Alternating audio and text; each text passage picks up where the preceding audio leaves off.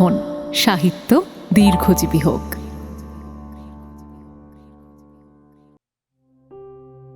সাহিত্যের বিভিন্ন আঙিনা থেকে বাছাই করে নিয়ে আসা কিছু মণি মাণিক্য দিয়ে তৈরি আপনাদের প্রিয় কাহন। হাই, আমি অপরূপা। আজ কাহনে শুনবেন অভিক অর্জুন দত্তের কাহিনী যখন এসেছিলে, অন্তিম পর্ব। যারা প্রথম পর্ব শোনেননি বা মিস করে গেছেন, তারা এক্ষুনি ডেসক্রিপশনের শুরুতে বা প্রথম কমেন্টে চলে যান, সেখানে প্রথম পর্বের লিংক দেওয়া রইল। গল্পটা যদি আপনাদের ভালো লাগে তাহলে প্লিজ গল্পতে একটা লাইক এবং হাইপ দিয়ে কাহনে সাবস্ক্রাইব করবেন কাইন্ডলি। আর হ্যাঁ, সিগারেট বা অন্যান্য মাদকদ্রব্য খাবেন না প্লিজ, এগুলি ক্যান্সার সহ আরও অনেক রোগের কারণ। রত্নাকরের খুনের তদন্ত হাতে পাওয়ার পর সোম কেন চলে এলেন সিকিমে?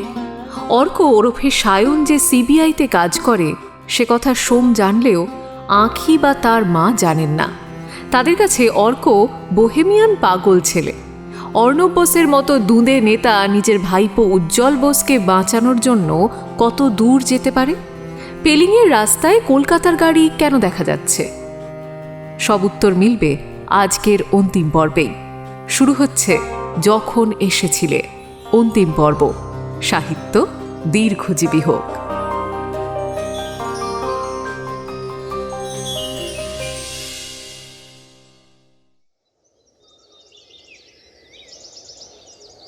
সোমের বিরক্ত লাগছিল। গত রাত থেকে মোবাইলে একটাও টাওয়ার নেই, হোটেলের ল্যান্ডলাইনও কাজ করছে না। ঘুমের ওষুধ খেয়ে ঘুমিয়েছিলেন রাতে। ঘুম ভাঙল সকাল 8:30 নাগাদ। আকাশের মুখ ভার, আঁখি রানী দুজনেই ঘুমোচ্ছে।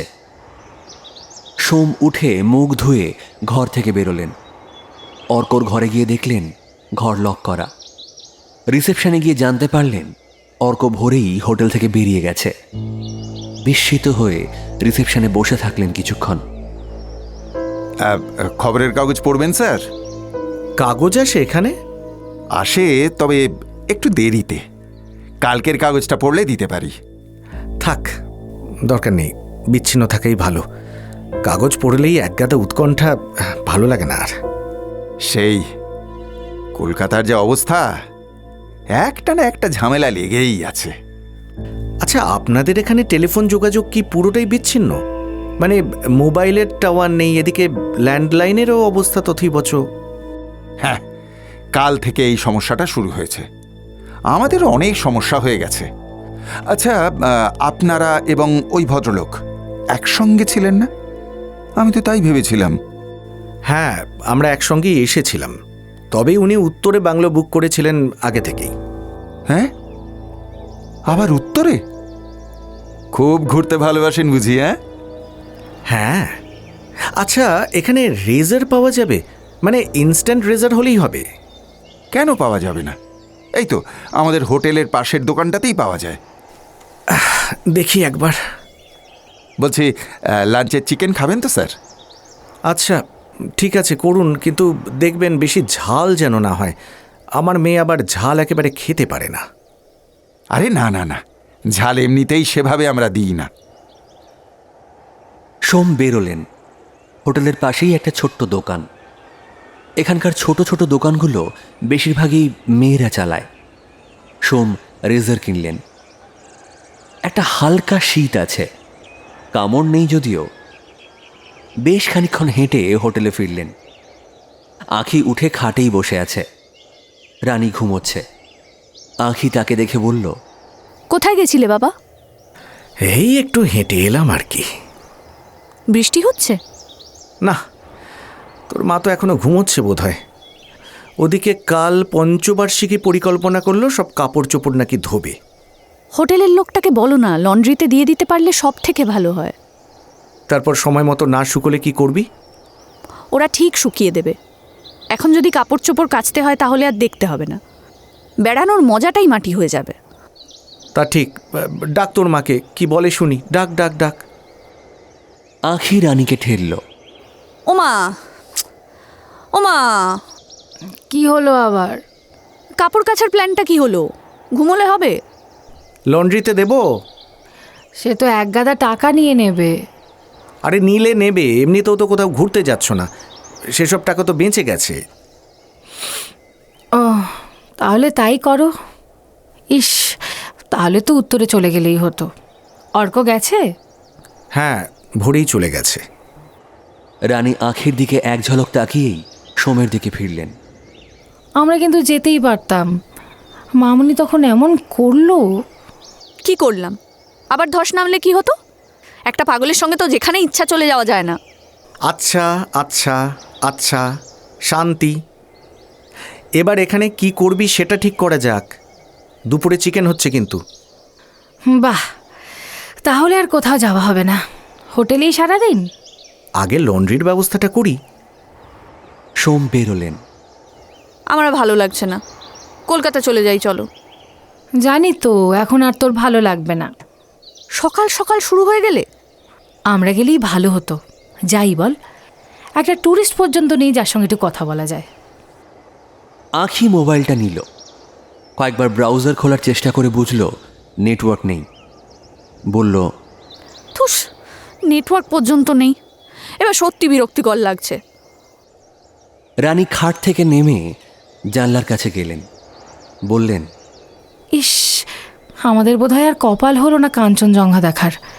আজকেও বৃষ্টি হবে, দেখে নিস। ভালো হলো, কতবার আর দেখবে। সোম ফিরলেন। রানী বললেন, হলো লন্ড্রি? হ্যাঁ, পাঠাচ্ছে লোক। আর শোনো, একটা অন্য খবর আছে। কি? পাহাড়ে ঝামেলা শুরু হয়েছে দার্জিলিং সাইডে। শিলিগুড়ি নামার বহু গাড়ি আটকে দিয়েছে বিক্ষোভকারীরা। ফেরাটা খুব চাপ হয়ে যাবে রে।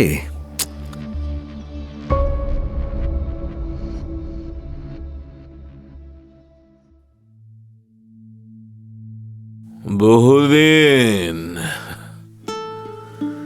বহুদিন মায়ের পায়ে নিজেকে নিবেদন করা হয় না রে উজু, হয় না। স্কচের গ্লাসে বরফ মেশাতে মেশাতে বললেন অর্ণব বোস। উজ্জ্বল গিটারে সুর তুলছে। অর্ণব বললেন, এই কি গান বাজাচ্ছিস রে? একটা স্প্যানিশ গান। কি সব স্প্যানিশ ইংলিশ গান বাজাস?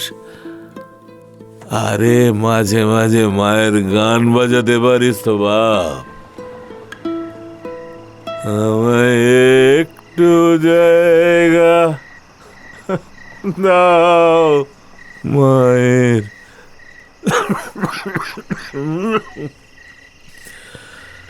মায়ের মন্দিরে বসি।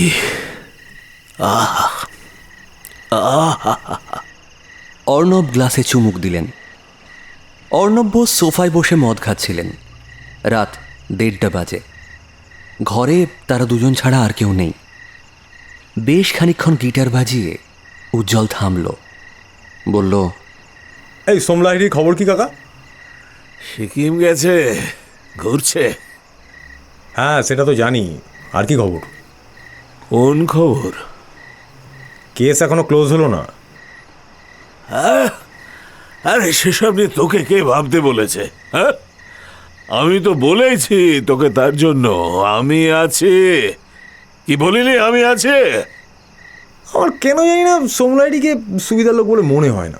চাউনিটাই কেমন যেন। কেমন যেন? ঠিক সুবিধা লাগে না। সুরেশ্বর বরং অনেক ভালো ছিল। আরে বাপ, পুলিশের চাউনি ওরকমই হয়। ওসব পাওয়ার দিয়ে দাবিয়ে রাখতে হয়। আমরা যখন অপোনেন্টে ছিলাম, এরা তখন আমাদের পাত্তাই দিত না, পাত্তা দিত না। এখন এখন এখন পাওয়ারে আছি বলেই না, যা বলে তাই শুনে চলে। পুলিশ, সালা পুলিশের কুকুরগুলো তো এখন হাতের পুতুল, আমাদের পুতুল। আমার প্যারিস যাওয়ার কি হলো? খেপেছিস? হ্যাঁ, খেপেছিস এখন? বাইরে গেলেই লোকের সন্দেহ বেড়ে যাবে রে বাপ।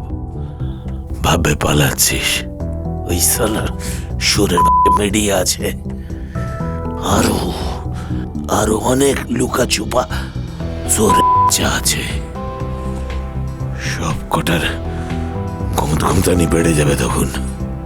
আরে খামোকা কেন সুযোগ দেব? হ্যাঁ, তো মহা সমস্যা হলো, একটু ঘুরতেও যেতে পারবো না।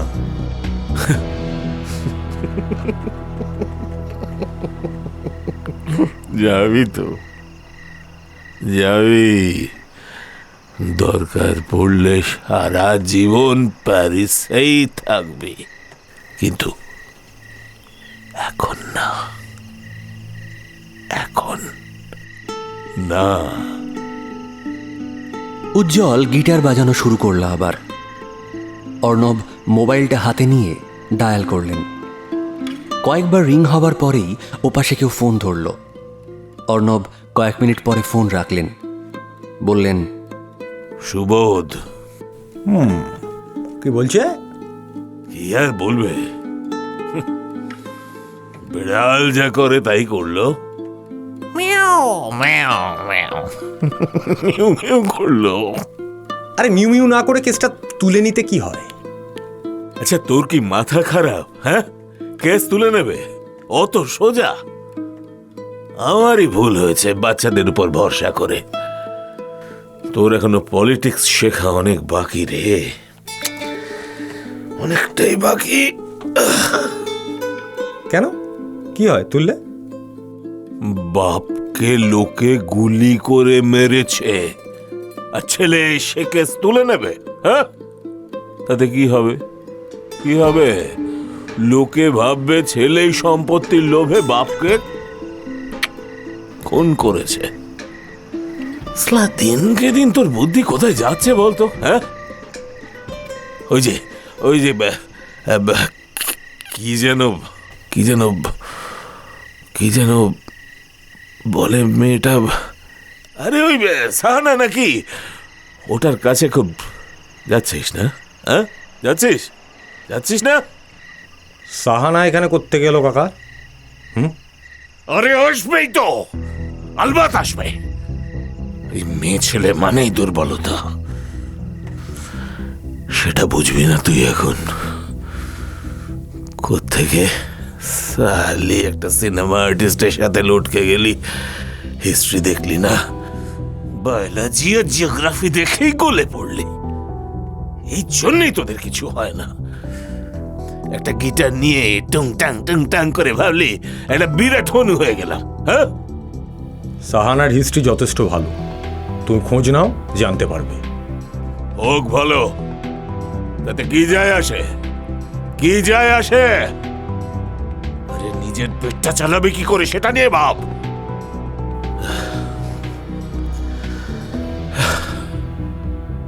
সরি শোন বাপ, হ্যাঁ, এটা মনে রাখবি, চিরদিন কাহারও সমান নাহি যায়, সমান নাহি যায়। আজ আমরা পাওয়ারে আছি, লোকে ভক্তি শ্রদ্ধা করছে, কথা শুনছে। দুদিন পরে এই পাশার দান উল্টোতে পারে, তখন কি করবি? হ্যাঁ, কোথাতেও বুঝবে না রে বাবা, মনে রাখ।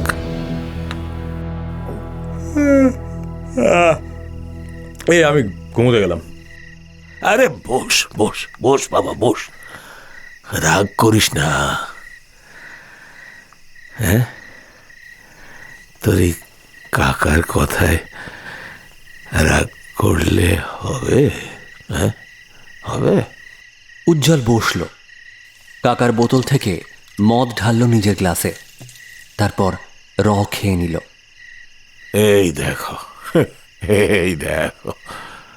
টকবগে রক্ত, এভাবেই মরবে একদিন। তোকে কতবার বলবো বলতো, হ্যাঁ? র খাসনি, হ্যাঁ? কতবার বলবো র খেতে নেই।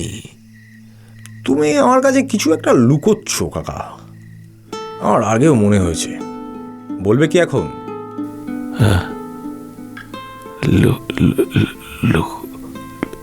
কি লুকোচ্ছি, কি লুকোচ্ছি? হ্যাঁ, সেটাই তো জানতে চাইছি, কি লুকোচ্ছ। আমার যতদূর মনে হচ্ছে সোমলাইরিকে নিয়ে কিছু বলা যাবে কি? রানাকে সিকিমে পাঠিয়েছো কেন, বলবে? তোকে কে বলল? কে বলল? হ্যাঁ, কে বলল? সেটা তো বলবো না, কেন পাঠিয়েছো সেটা গেস করতে পারছি। অর্ণব কিছু বললেন না, উজ্জ্বলের দিকে তাকিয়ে হাসতে লাগলেন মিটিমিটি।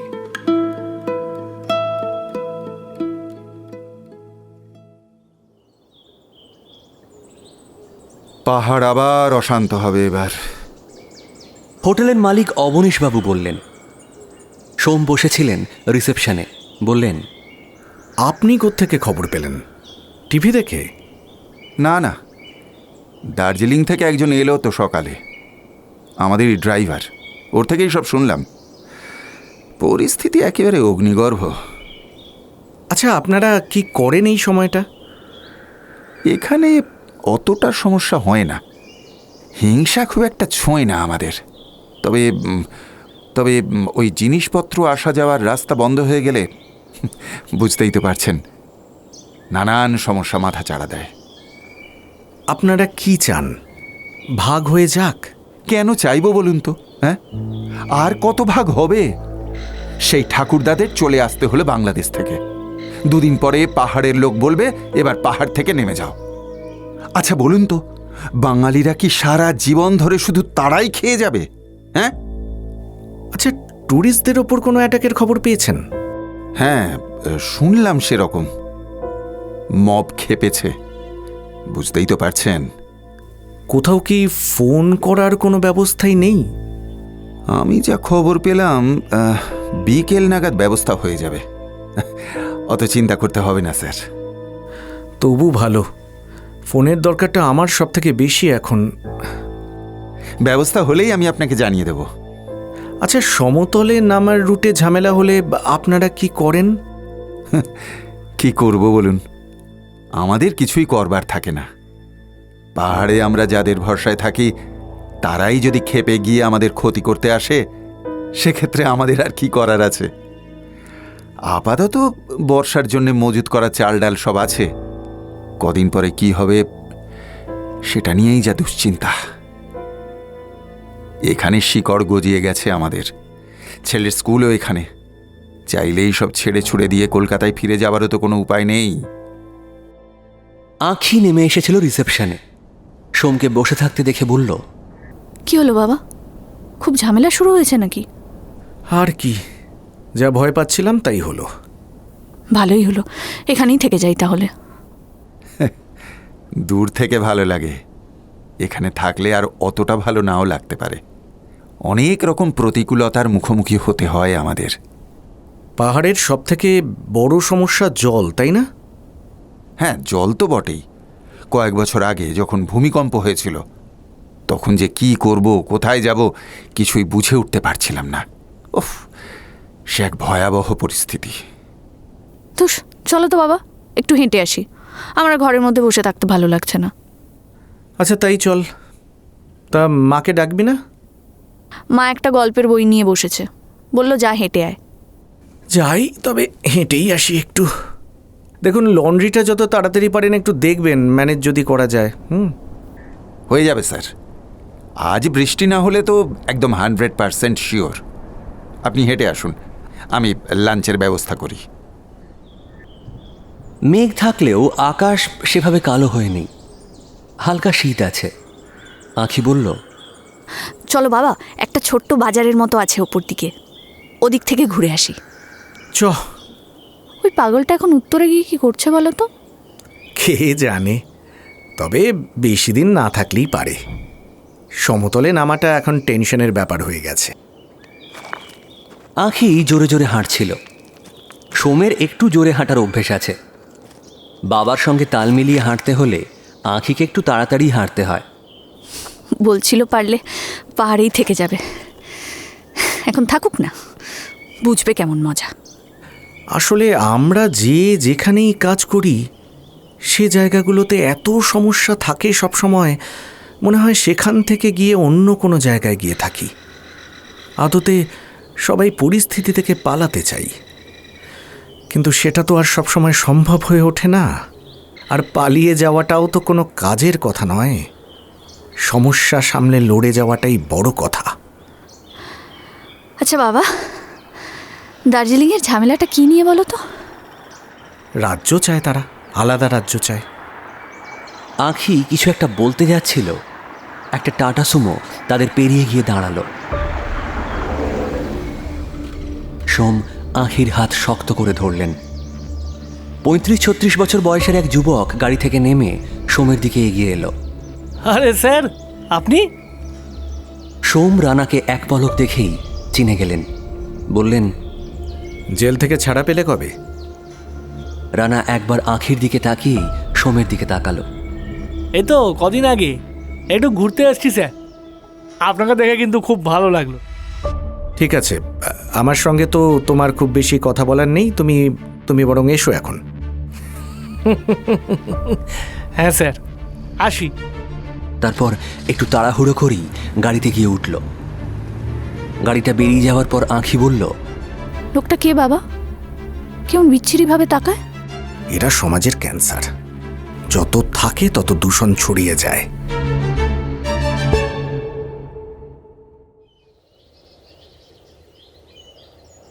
রানী আঁখির সুটকেস খুলে বসেছিলেন। আঁখি ঘরে ঢুকতেই বললেন, হ্যাঁ রে, মনের সুখের জামা কাপড়গুলো সব বের করেছিস আর পরছিস, তা এগুলো কে গুছোবে এখন? আমি গুছোবো, তুমি কেন গুছোতে যাচ্ছ?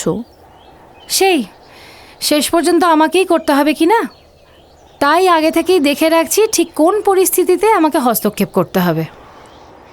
আঁখি খাটে শুয়ে পড়ে বলল, রাখো তো মা, এখন বন্ধ করো, সব গুছিয়ে রাখবো, আমি কথা দিলাম। হ্যাঁ, ওই আশাতেই আমি থাকি। যাকগে, তোর বাবা কোথায় রে? বাবা রিসেপশনে আছে, ল্যান্ডলাইনের কানেকশন এসেছে নাকি, কলকাতায় ফোন করার চেষ্টা করছে। কলকাতায় ফোন করে কি করবে? তার আগে শিলিগুড়ি অবধি পৌঁছতে পারি কিনা দেখ। উফ মা, সব সময় সব ব্যাপারে এত নেগেটিভ ভাবো কি করে বলো তো? জানো তো, এই যে তুমি রোজ বসে বসে ভাবছিলে না ঠিক করে শিলিগুড়ি যাবো তো, ঠিক করে শিলিগুড়ি যাবো তো, ঠিক এই কারণেই ঝামেলাটা হয়েছে।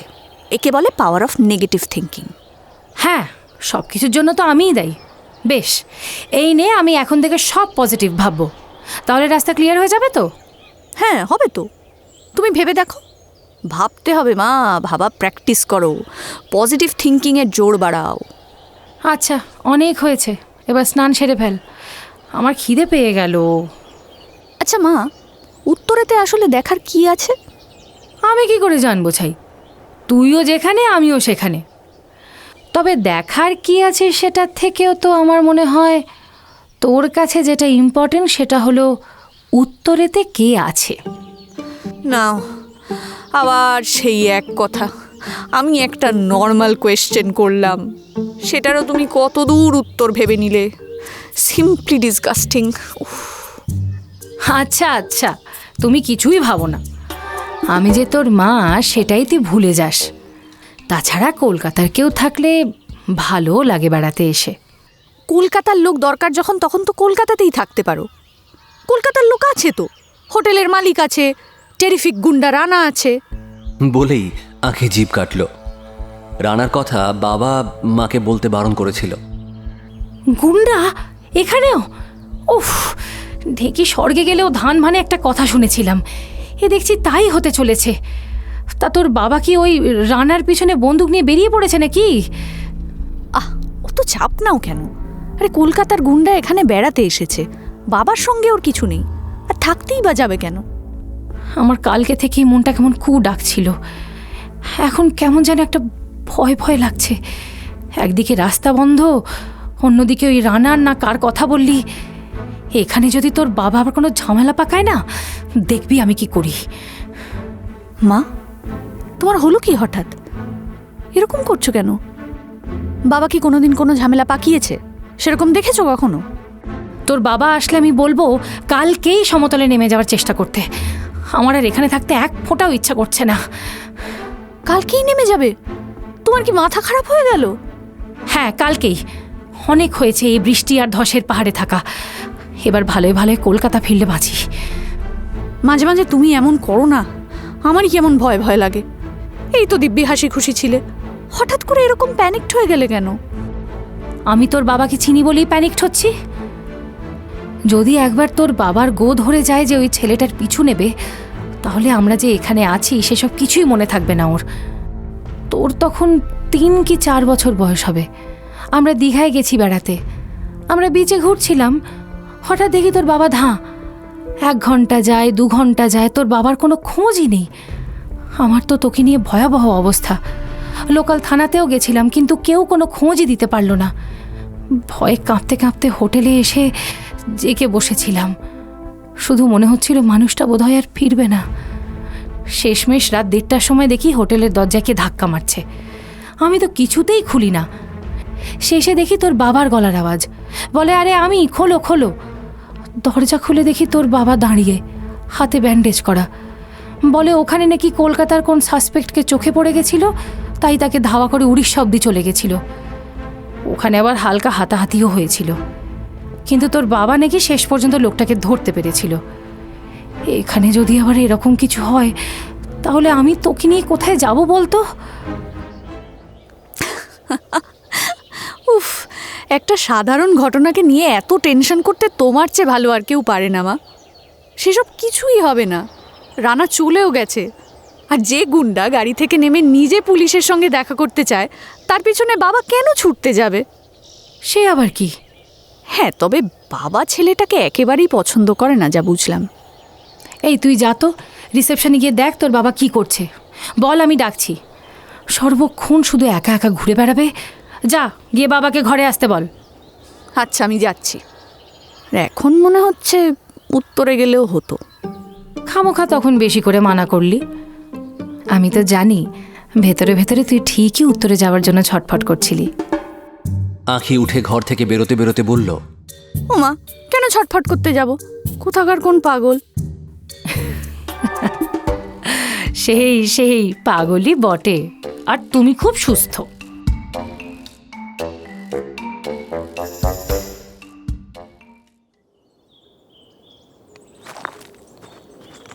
এক মনে হাঁটতে হাঁটতে অনেকটা চলে এসেছিলেন সোম। পাহাড়ি রাস্তায় হাঁটার মজা হলো, নামার সময় নামতে ভালোই লাগে, উঠতে গেলে কষ্ট হয়। সোম হাঁটার ক্ষেত্রে বরাবর স্বচ্ছন্দ। অনেকটা নিচের দিকে চলে এসেছিলেন। খেয়াল হলো যখন বৃষ্টি নামল। একটা দোকানের শেডের তলায় দাঁড়াতে বাধ্য হলেন। মোবাইলটা বাজতে শুরু করেছে। সোম অবাক হলেন। হোটেলে টাওয়ার ছিল না, ল্যান্ডলাইনও ভীষণ গড়বড় করছে। এখানে টাওয়ার পেল কি করে? পকেট থেকে ফোনটা বের করলেন সোম। অফিস থেকে ফোন। সোম ফোনটা ধরলেন। হ্যালো। হ্যাঁ লাহিড়ি, আমি সুরেশ্বর বলছি। সোম অবাক হলেন। সুরেশ্বর কেন? বললেন, হ্যাঁ বলো, কি হলো? এই তুমি কোথায় বলো তো? আপাতত পেলিংয়ে। কেন? আরে রত্নাকর আগরওয়াল কেসটা ওপরে চলে গেছে। ইনভেস্টিগেশন শুরু হয়েছে সেন্ট্রাল থেকে। তাই? আরে হ্যাঁ, একটু আগে আমার কাছে 2 জন এসেছিল। প্রথমে ভেবেছিলাম রিসেন্ট একজন এক্স মন্ত্রীর মার্ডার হয়েছে, সে ব্যাপারে কথা বলবে। আর শুরুও করেছিল হালকাভাবে। খানিকক্ষণ পরে বুঝলাম, আরে এ তো রত্নাকর আগরওয়াল কেসে এসেছে। তুমি তো সিকিম গিয়ে বেঁচে গেছো ভাই, আর আমি এখন সমস্যায় পড়ে গেলাম। তা অর্ণব বোসকে জানাও। আরে ওকে জানিয়ে ব্যাপারটা আরো বাড়বে, বই কমবে না লাহিড়ি। তবু ওকে জানাও। যে ঝামেলায় ফেলেছে তাকে না জানিয়ে তুমি কিভাবে এগোবে বলো? সব কিছুতে আসলে পলিটিশিয়ানরাই চালাই লাহিড়ি। মাঝখান দিয়ে বালিকা বাঁকড়া হই আমরা। আর উজ্জ্বল বোসকে বাঁচাতে অর্ণব বোসই কোনো খেলা খেলছে নাকি, সেটাই বা কি করে বুঝবো? আর শুনছিলাম সে বেটা দিল্লি লিডারদের সঙ্গেও নাকি যোগাযোগ রেখে চলেছে। অর্ণব বোস যে কোনো সময় দল পাল্টাবে সুরেশ্বর, সেটা আমিও জানি। কিন্তু এই কেসে অর্ণব বোসকে টাইম টু টাইম রিপোর্টিং না করলে তোমার ফেঁসে যাবার চান্সটা বাড়তে থাকবে, যেহেতু শুরুতে তুমিই ছিলে এই কেসের চার্জে। ও, তা তোমার ফাঁসার চান্স নেই বলছো? আছে, আমারও আছে। ইনফ্যাক্ট আমাদের সবার চান্সই আছে, কিন্তু আজকাল আমি আর এসব নিয়ে ভাবি না। ফিরে না হয় ভাববো, আপাতত ফ্যামিলির সঙ্গে একটু সময় কাটাই। ওকে, আমি এখন রাখছি ফোনটা, ওই শুয়োরটার কাছেই যাই, দেখি কি বলে। সোম ফোনটা কেটে রাস্তার দিকে তাকালেন। বৃষ্টির সঙ্গে সঙ্গে রাস্তার পাশ দিয়ে অনবরত জল বয়ে চলেছে। ছোট ছোট ছেলেমেয়েরা স্কুল থেকে ফিরছে। বৃষ্টি হয়ে রাস্তার চারপাশের গাছপালা ক্রমাগত ভিজে চলেছে। কয়েক মুহূর্তের জন্য সব কিছু ভুলে যাচ্ছিলেন সোম। সব কিছুই ভুলে থাকার চেষ্টা করছিলেন, এমন সময় ফোনটা আবার বেজে উঠল। সোম নাম্বারটা চিনলেন না, তবে ধরলেন। হ্যালো, মিস্টার লাইরি, সায়ন বলছি। হ্যাঁ বলুন, আপনি কি উত্তরেই আছেন নাকি? হ্যাঁ, এখানকার ল্যান্ডলাইন থেকে আপনাকে ফোন করছি। বলুন। আপনাকে এইমাত্র সুরেশ্বর ফোন করেছিল? সোম অবাক হতে গিয়েও হলেন না, বললেন, ফোন ট্যাপ করছেন? হ্যাঁ, আপনার ফোন, আপনার হেড অফিসের ফোন নয়। সেটা করতে একটু ঝক্কি আছে, আপাতত সেই ঝক্কিটা নিইনি আমরা। আচ্ছা বেশ, বলুন।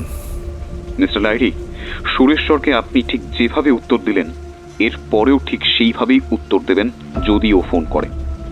ও কিন্তু জল মাপল, আপনি বুঝতে পারলেন তো সেটা? বুঝেছি, তবে আমি সঙ্গত কারণেই আপনার কথা বলিনি। আমার মনে হয়েছিল ব্যাপারটা না বলাই ভালো। গুড, আপনি তো বুদ্ধিমান মিস্টার লাইরি। আর কাল রাতে গাড়িটার নাম্বারের কথা জিজ্ঞেস করলেন? প্রয়োজন পড়েনি, স্কাউন্ড্রেলটার সঙ্গে আমার সকালেই দেখা হয়েছে। কোন scoundrel? That famous right hand of Arnab Bose, Rana Sarkhel. Oh my god, Arnab বোসকে যতটা বোকা ভেবেছিলাম, লোকটা ততটা বোকা নয়। যাই হোক, রানা কিন্তু আপনাকে ফলো করেই এসেছে। আমাকে ফলো করে কেন আসবে? ওরা ঘুরতে এসেছে জেল থেকে বেরিয়ে। ইয়েস স্যার, ইকুয়েশন কিন্তু খুব সহজ। অর্ণব বোস আপনাকে বিশ্বাস করছে না। কিন্তু কেস তো ডেড হয়ে গেছে অলমোস্ট। এটা একটা পলিটিক্যাল কেস লাইডি বাবু, অত সহজে ডেট হবার জিনিস? আচ্ছা বেশ, আপনাকে একটা সিম্পল এক্সাম্পল দিই। আপনার বন্ধুর সঙ্গে আপনার একটা ডিল ছিল, আপনিও মেনে চলতেন সেটা, আপনার বন্ধুও মেনে চলতো। এখন ওয়ান ফাইন মর্নিং আপনি আবিষ্কার করলেন যে আপনার বন্ধু আপনাকে ডাম্প করেছে। তখন আপনিও রেগে গিয়ে সেই ডিলটা ভেঙে দিলেন। বুঝলাম, আপনি বলতে চাইছেন অর্ণব বোস জার্সি পাল্টাবেন আর সেটার ফলে কেসটা আবার রিওপেন হওয়ার চান্স আছে, তাই তো? Yes sir. আর হ্যাঁ, গল্পটা কিন্তু আমি এখনো পুরো শুনিনি। আপনি ফোনে শুনবেন? না, একেবারেই না। তাহলে? ইচ্ছা থাকলে উপায় হয় লাইডি বাবু। আপনি শুধু খেয়াল রাখবেন যে আপনার ফ্যামিলি যেন সবসময় আপনার সঙ্গেই থাকে, কারণ রানার রেকর্ড কিন্তু খুব খারাপ। আপনি হোটেলের চারপাশেই আছেন তো? না, বেশ খানিকটা দূরে। কথাটা বলতে বলতেই সোম বুঝলেন একটা চোরা টেনশন টের পেতে শুরু করেছেন কোনো কারণ ছাড়াই।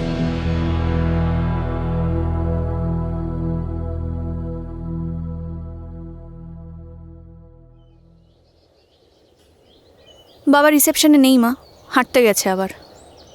আঁখি ঘরে ফিরে বলল, দেখলি, আমি ঠিক এই ভয়টাই পাচ্ছিলাম। তোর বাবা ঠিক কিছু না কিছু একটা গন্ডগোল করবেই। ফোন করতো একটা। এত অধৈর্য হবে না তো মা, বাবা কি বাচ্চা ছেলে নাকি? একটু অপেক্ষা করো, কদিন ধরে হোটেলে আটকে থেকে থেকে সবার মাথাটা খারাপ হয়ে যাচ্ছে। একটু হাঁটবেও না তা বলে। এই যে তুই বলি কাল কি যেন একটা কার সাথে দেখা হয়েছে, ওটা শোনার পর থেকে আমার মনে হচ্ছে তোর বাবা বোধহয় আবার কার পিছনে দৌড় লাগালো। তোমাকে এত চিন্তা করতে হবে না, তবে সমস্যাটা অন্য। বাবা মনে হয় ছাতা নিয়ে যায়নি, বৃষ্টি হলে চিন্তার ব্যাপার। একটু যদি ছোট ছোট বুদ্ধিগুলো থাকতো, কি করে যে এত বছর পুলিশে চাকরি করলো কে জানে। ঘুরতে এসেও যে একটু চিন্তামুক্ত হব তার কোনো ব্যাপার নেই। অত চিন্তা করো না, আসলে তোমার তো লন্ড্রির চিন্তা নেই, সেই জন্যই এখন হঠাৎ করে বাবার জন্য চিন্তা করতে শুরু করলে। ধুস, যা হবে হবে। আঁখি জানালা দিয়ে বাইরের দিকে তাকালো। বৃষ্টি পড়তে শুরু করেছে। আঁখি বলল, এখানে বরফ পড়ে মা? আমি কি করে জানবো? হোটেলের ভদ্রলোক বলছিলেন শীতের পূর্ণিমা রাতে নাকি কাঞ্চনজঙ্ঘা অসাধারণ দেখায়। আমরা শীতকালে আসতে পারি না? রক্ষে করো বাপু, এই বর্ষায় এসেই আমার যা শিক্ষা হয়ে গেল। এবার দার্জিলিংয়ের দিকে আবার নাকি ঝামেলা, কি হবে কে জানে। একটা কাজ করব আমরা, যদি ওদিকে ঝামেলা হয় সিকিম হয়ে চীন চলে যাব, সেখান থেকে প্লেনে কলকাতা ফিরব। তোর সেই পাগলামি শুরু হয়ে গেল না? এটা চন্দন মামা বলতো, সিঙ্গাপুরে যাবে খুব সহজ যাওয়া, আগে মেদিনীপুর চলে যা, সেখান থেকে দীঘার সমুদ্রে ডুব দে, মাথা তুললেই সিঙ্গাপুরে পৌঁছে যাবি। হ্যাঁ, ইস, চন্দন দাদুর মাথায়ও আসে এসব। কিন্তু ফ্লাইট মিস হয়ে গেলে কি করব আমরা? যদি সত্যি বড় ঝামেলা শুরু হয়ে যায়? দেখো মা, কিছু না কিছু ঠিক হয়ে যাবে। অনেক ট্যুরিস্টই তো বেড়াতে এসছে, ওরা নিশ্চয়ই আটকে থাকবে না। তাছাড়া এটা তো কোনো টেররিস্ট অ্যাটাক হচ্ছে না, কিছু একটা ওয়ে আউট হয়ে যাবেই। আসলে কি জানিস তো, এমনি সাধারণ লোক হলে কোনো অসুবিধা হয় না। আন্দোলনকারীরা যদি জানে এখানে পুলিশ অফিসার তার ফ্যামিলি নিয়ে এসেছে, তাহলেই সমস্যা হতে পারে। আর তুই তো জানিসই তোর বাবার অত প্যাঁচ ট্যাঁচ নেই। এখানেই হোটেল মালিক থেকে শুরু করে প্রায় সবাই জেনে গেছে তোর বাবা পুলিশের বড় অফিসার। এটা সমস্যা তৈরি করে যদি। আচ্ছা মা, তোমার কলকাতা এত ভালো লাগে কেন? ঘুরতে বেরিয়েও সারাক্ষণ বাড়ি ফেরবার কথাই ভেবে যাচ্ছ। কারণ সেখানে আমাদের ঘর আছে, দিনের পর দিন যেখানে আমরা থেকেছি সেই ঘরগুলো আছে। আর বাবার যদি রিটায়ারমেন্ট হয় তখন কি করবে? তখন আর কি, তখন যেখানে নিয়ে গিয়ে তুলবে সেখানে যেতে হবে। জীবন তো এরকমই, একদিকে খুব নিষ্ঠুর, আবার একদিকে ভীষণ মায়াবী। শুধু আমরা কেউই ঠিকঠাক ব্যালেন্স করে উঠতে পারলাম না। বাবা মা, তুমি তো পুরো দার্শনিকের মতো কথা বললে। খুব বাংলা সাহিত্য পড়ছো না আজকাল? তা পড়ছি, আমার তো ওই অভ্যেসটুকুই আছে। তুই যখন কলেজে যাস, তোর বাবা যখন ডিউটিতে যায়, তখন তো ওই বইগুলোই আমার সম্বল। আঁখি রাস্তার দিকের জানলার কাছে গেল। হোটেলের সামনে একটা গাড়ি এসে দাঁড়িয়েছে। আঁখি কয়েক সেকেন্ড সেদিকে তাকিয়ে বলল, এটা আজ সকালের গাড়িটা মনে হচ্ছে। এই জানলার কাছ থেকে সরে আয়, তুই যে দেখছিস সেটা ওদের দেখার দরকার নেই। সে দেখলে দেখবে, ছাড়ো তো। আচ্ছা, শুনেছি এখানে একটা মনেস্ট্রি আছে, যাবে নাকি? তোর বাবা ফিরুক, তারপর না হয়ে যাব। কলিং বেল বেজে উঠল। রানী অবাক হয়ে আঁখির দিকে তাকালেন। কে এলো? হোটেলের ছেলেটা বোধহয়, লন্ড্রির আর কাপড় আছে নাকি দেখতে এসেছে। দাঁড়া, আমি দেখছি। রানী উঠে দরজা খুললেন। রানা দাঁড়িয়ে আছে। কি চাই? লাহিড়ী স্যার আছেন? নেই তো। রানা চোখ দিয়ে একবার আঁখিকে আরেকবার ঘরের ভেতরটা দেখে বলল, ও নেই।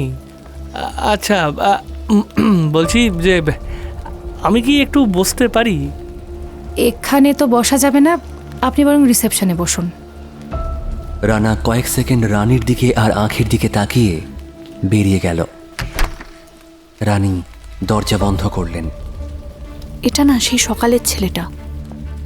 কি সাহস শুধু ভাবছি।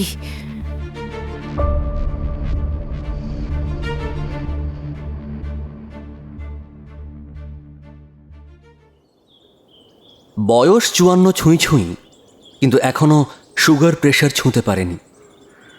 পাহাড়ি পথে খুব একটা কষ্ট হচ্ছিল না সোমের। হাঁটার সময় অনেকটা ঢালু পথে চলে এসেছিলেন। আঁখিকে কয়েকবার ফোনে চেষ্টা করে পেলেন না।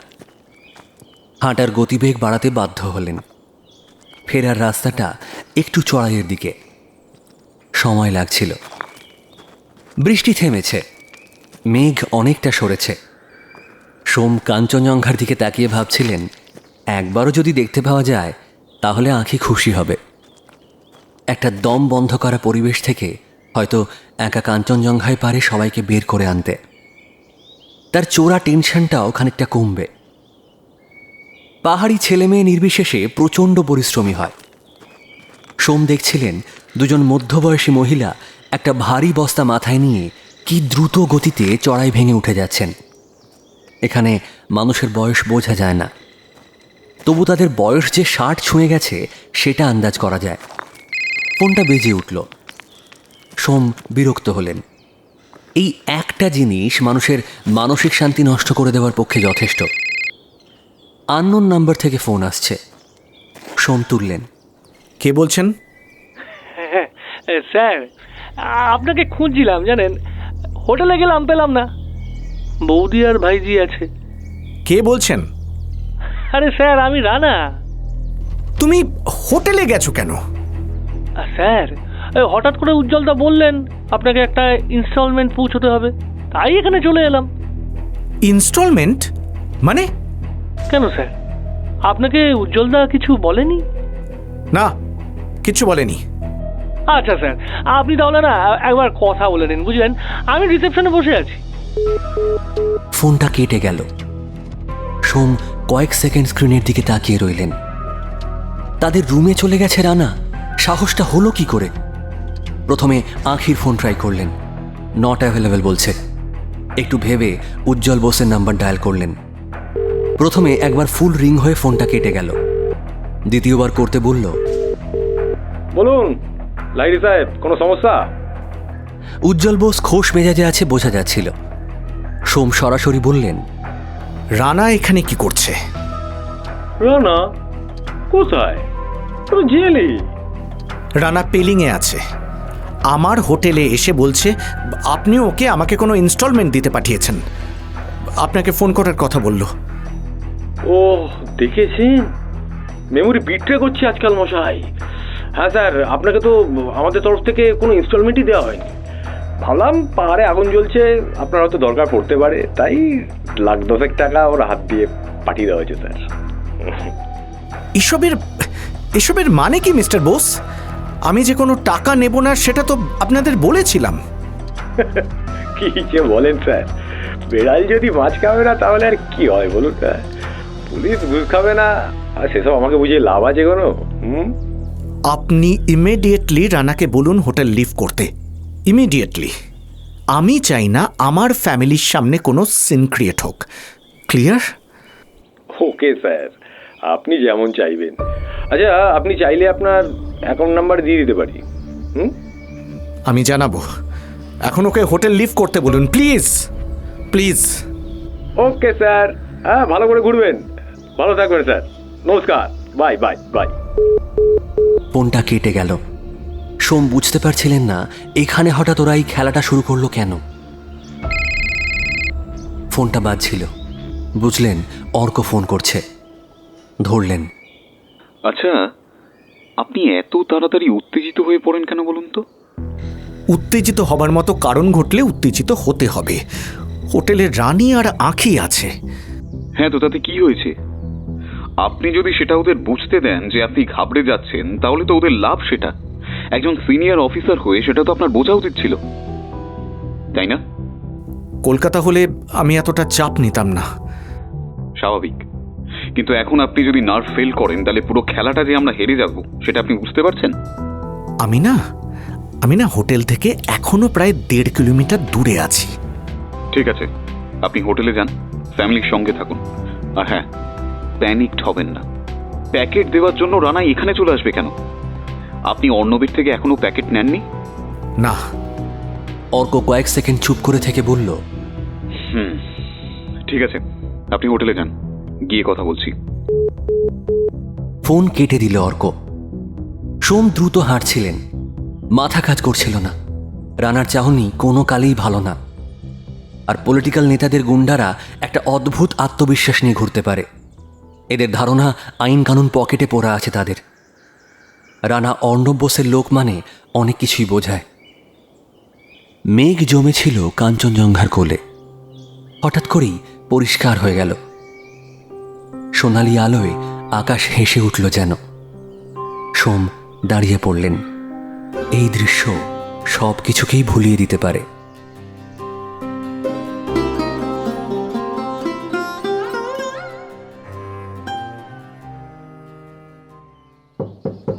দরজায় নখ শুনে রানী কি হোল দিয়ে সোমকে দেখে আশ্বস্ত হয়ে দরজা খুলে বললেন, কোথায় কোথায় চলে যাও বলো তো? দুজনকে রুমে দেখে আশ্বস্ত সোমও হয়েছিলেন। রানীকে সেটা বুঝতে না দিয়ে জুতো খুলতে খুলতে আঁখিকে বললেন, কিরে মা, কাঞ্চনজঙ্ঘা দেখলি? আঁখি বালিশে মুখ গুঁজে শুয়েছিল। সোমের প্রশ্নের উত্তরে শুধু বলল, না বাবা। কি হলো? মেয়ের আবার কি হলো?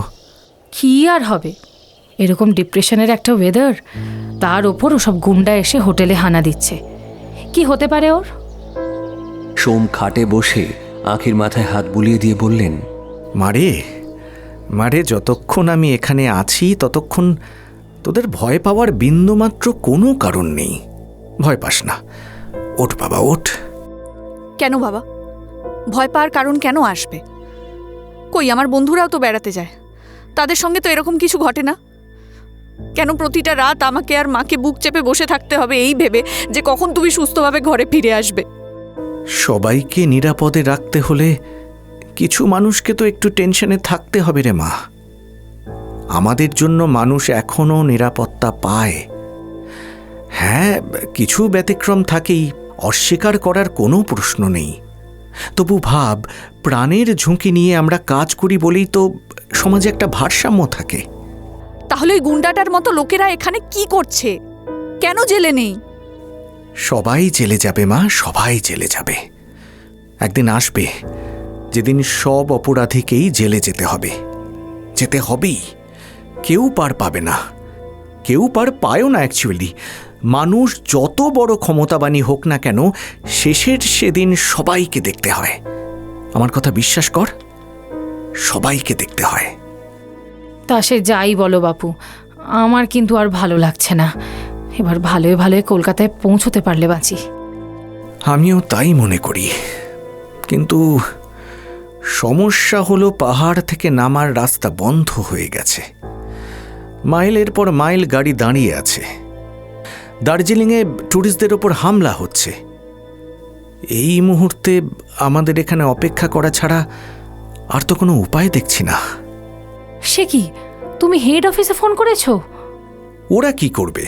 হেড অফিস কি করবে? সিকিম কি পশ্চিমবঙ্গ পুলিশের আন্ডারে? তাছাড়া মব খেপেছে। আমার অভিজ্ঞতা বলছে অতগুলো মানুষকে পাহাড়ে এসে শায়েস্তা করা 1-2 দিনের ব্যাপার হবে না। পেলিংয়েই থাকতে হবে মনে হচ্ছে আপাতত। আঁখি উঠে জানলার কাছে গেল। কাঞ্চনজঙ্ঘা আবার মেঘে ঢেকে গেছে। তাকে দেখা দিল না, অথচ বাবাকে দিল। এত মন খারাপ লাগছে কেন তার? পাহাড় তো সব থেকে প্রিয় ছিল, অথচ সেই পাহাড় তাকে এরকম ডিপ্রেশন দিচ্ছে। তারা যখন রাবাংলায় ছিল তখনও এতটা মন খারাপ ছিল না, ভালো লাগছিল বৃষ্টি সত্ত্বেও। কেন মন খারাপ হচ্ছে? বাবাকে হঠাৎ করে দেখতে না পেয়ে, নাকি অর্ক চলে গেছে বলে? ছেলেটা থাকলে এত মন খারাপ হতো কি? পাগলামি করে ঠিক জমিয়ে রাখত। ভীষণ রাগ হতে শুরু করলো তার অর্কর ওপর।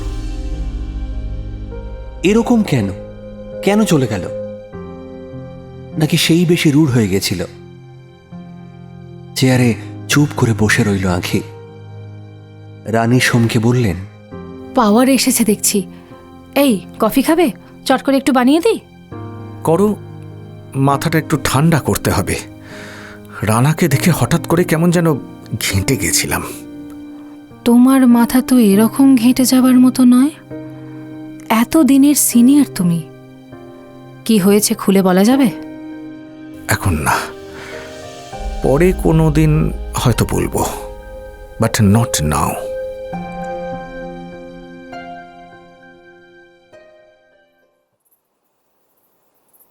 কখন যে চোখ বুজে এসেছিল বুঝতে পারেননি সোম। এটাই হয় তার। বেশি উত্তেজনায় কারো কারো ঘুম হয় না, কিন্তু সোমের ঘুম চলে আসে। সন্ধে 7:30 নাগাদ যখন ঘুম ভাঙল, তখন দেখলেন রানী বই পড়ছেন আর আঁখি শুয়ে মোবাইল ঘাঁটছে।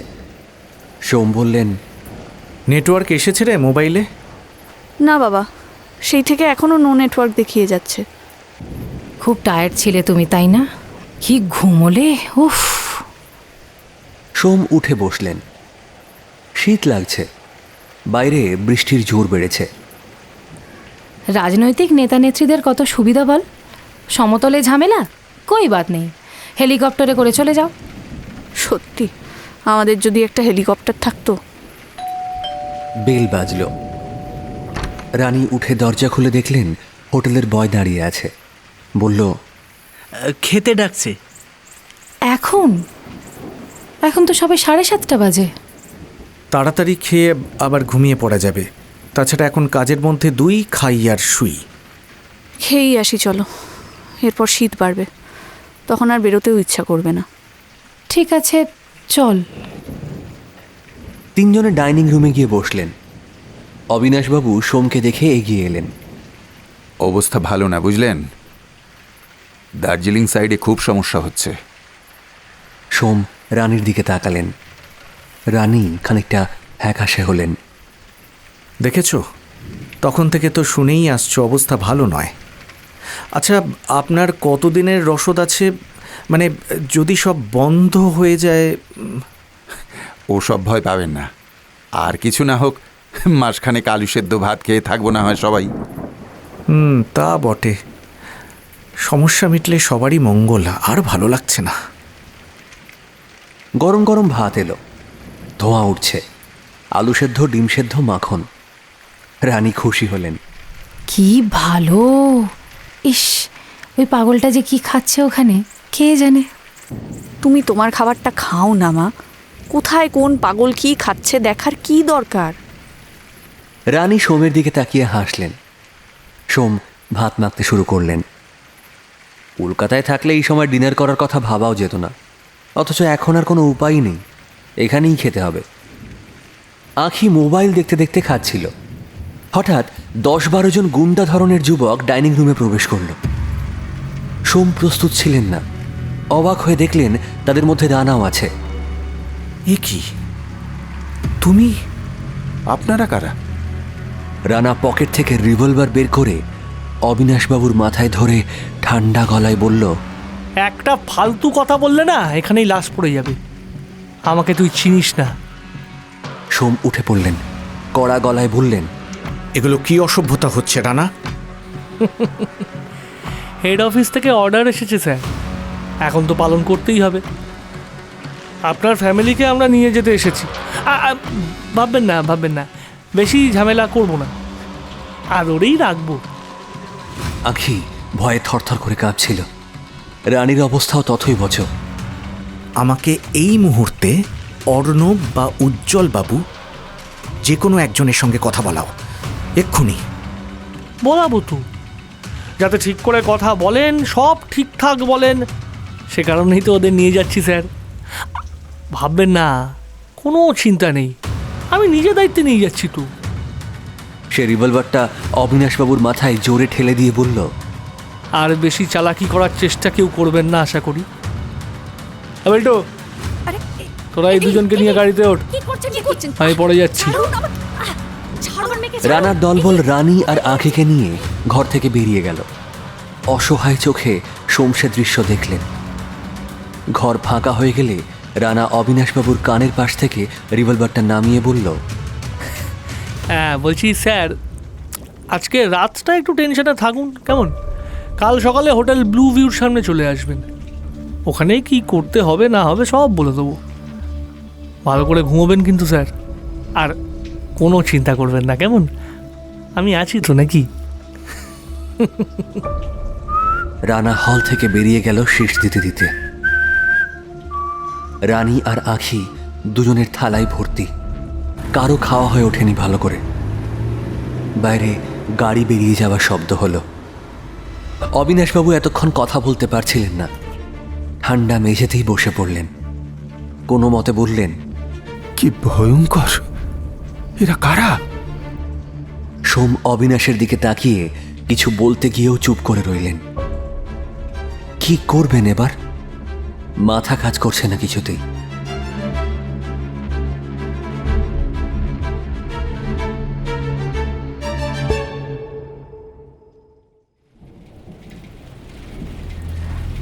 একটা বড় সুমো টাইপের গাড়িতে তাদের ওঠানো হয়েছে। আখির পাশে যে বসেছে মদ খেয়ে রয়েছে। আখির বমি চলে আসছিল। রানী শক্ত করে আখির হাত ধরে রয়েছেন। গাড়ির মাঝের সিটে তাদের দুজনকে বসানো হয়েছে। রাতের অন্ধকার চিরে পাহাড়ি রাস্তায় গাড়িটা চলছে। গাড়ির মধ্যেই একজন সিগারেট ধরালো। শীতের জন্য গাড়ির কাঁচ বন্ধ। আখি কাশতে শুরু করলো।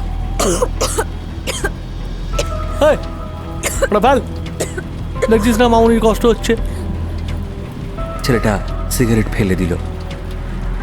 গাড়িটা অনেকক্ষণ চলল। রাস্তাও খুব খারাপ। শেষমেশ তারা পাহাড়ের গায়ে একটা বাড়িতে এসে পৌঁছল। তাদের গাড়ি থেকে নামিয়ে একটা ছোট্ট ঘরে নিয়ে গিয়ে দরজা বন্ধ করে দেওয়া হলো। ঘরের মধ্যে একটা কম পাওয়ারের বাল্ব জ্বলছে। একটা খাট আর একটা বড় কম্বল ছাড়া আর কিচ্ছু নেই। আঁখি ভয় কেঁদে ফেলল। রানী আঁখিকে জড়িয়ে ধরে বললেন, কাঁদিস না মা, কাঁদিস না। তুই কম্বলের ভেতরে ঢুকে যা, নাহলে ঠান্ডা লেগে যাবে তোর। কোথাকার নোংরা কম্বল, আমি পারবো না ওই কম্বলে শুতে।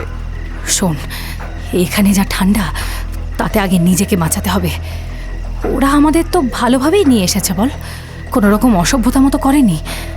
এর এর এর এর এর মানে হলো ওরা কোনো রকম ডিল করতে চাইছে তোর বাবার সঙ্গে। আমার আমার মনে হয় না খুব একটা ভয়ের কিছু আছে বলে। তুমি এরকম মাথা ঠান্ডা কি করে রাখছো মা? আমার তো পাগল পাগল লাগছে। কি হবে ভেবেই হাত পা ঠান্ডা হয়ে আসছে। এত কুল কি করে থাকছো? পুলিশের বউ তো, ও থাকতে থাকতেই মাথা ঠান্ডা হয়ে যায়। বিয়ের পরপর তোর বাবা কতবার আমাকে এরকম সিচুয়েশনের কথা বলেছে। বারবার শুধু একটা কথাই বলতো, যদি এরকম সিচুয়েশন হয় তাহলে যেন ওই ওই ওই কি কি কি যেন বলে, কিং কর্তব্য বিমূঢ় না হয়ে পড়ি। নে নে নে, এবারে কম্বলে ঢুকে পড়তো। এটো হাতগুলো তোমার শালে মুছতে হলো, তোমার ঘেন্না লাগছে না? পরিস্থিতির সঙ্গে মানিয়ে নিতে হবে মা, কিচ্ছু করার নেই।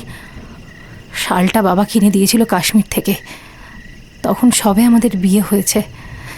প্রাণে ধরে ফেলে দিতেও তো পারবো না। রানীর কথা শেষ হলো না, ঘরের দরজা খুলে গেল। আখি রানীর হাতটা চেপে ধরল। রানা ঢুকল।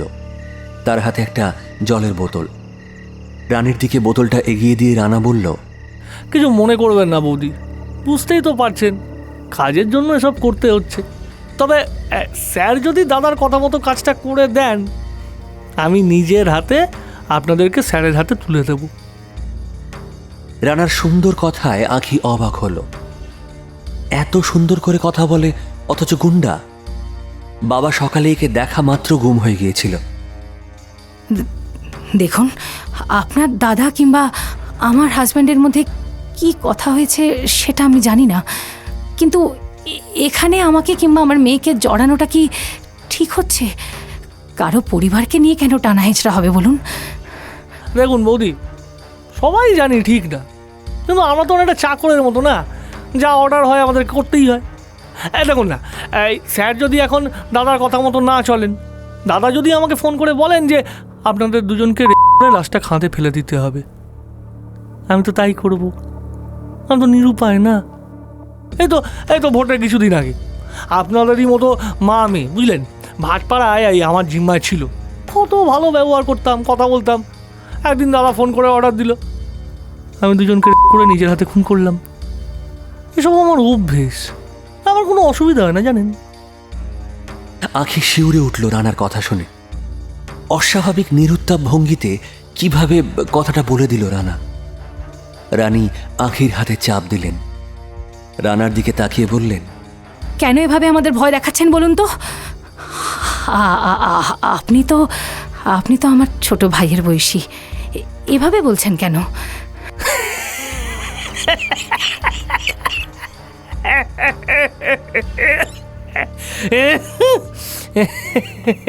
কি যে বলেন, নিজের দিদিকে নিজের হাতেই খুন করেছিলাম আমি। আমাকে দেখতে এত ভদ্র মনে হয়, আসলে কিন্তু আমি একেবারেই তা নই। সময় এলে সব বুঝিয়ে দেব, আপনি একদম ভাববেন না। রানা দরজা বন্ধ করে বেরিয়ে গেল। রানী এতক্ষণ নার্ভ শক্ত করেছিলেন, এবার আর পারলেন না। ঘরের মধ্যে হঠাৎ করে বমি করে দিলেন। আঁখি মাকে জড়িয়ে ধরে নিঃশব্দে কাঁদতে লাগলো।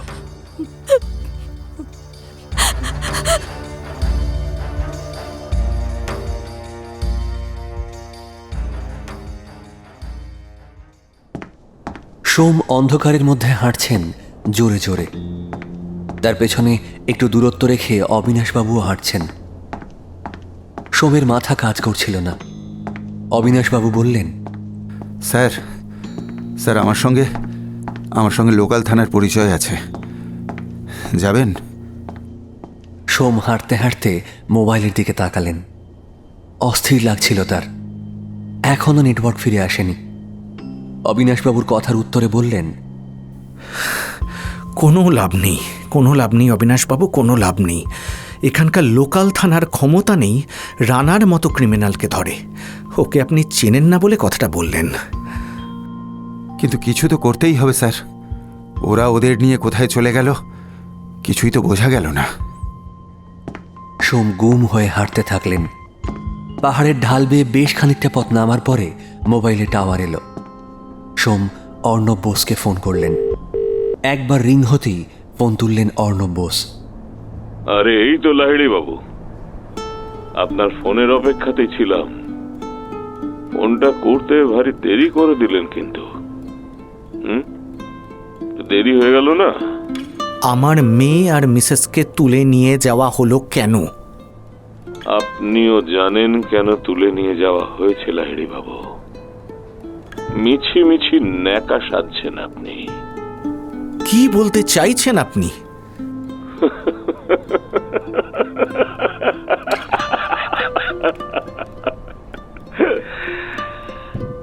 আজকে আমি কি কি করলাম আপনাকে একটু বলি মশাই, শুনুন তবে।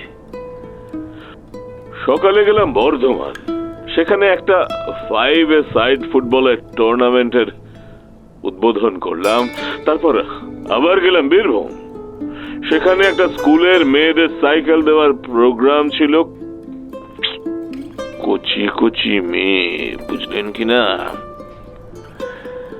ওই আপনার মেয়ের মতোই কচি। এই কথাগুলো আমাকে কেন বলছেন আপনি? এই গলা নামিয়ে কথা বল। তুই কার সঙ্গে কথা বলছিস মনে আছে? জানিস তুই? অর্ণব বোসের সঙ্গে। সাহস পাস কি করে আমার সঙ্গে এভাবে কথা বলার?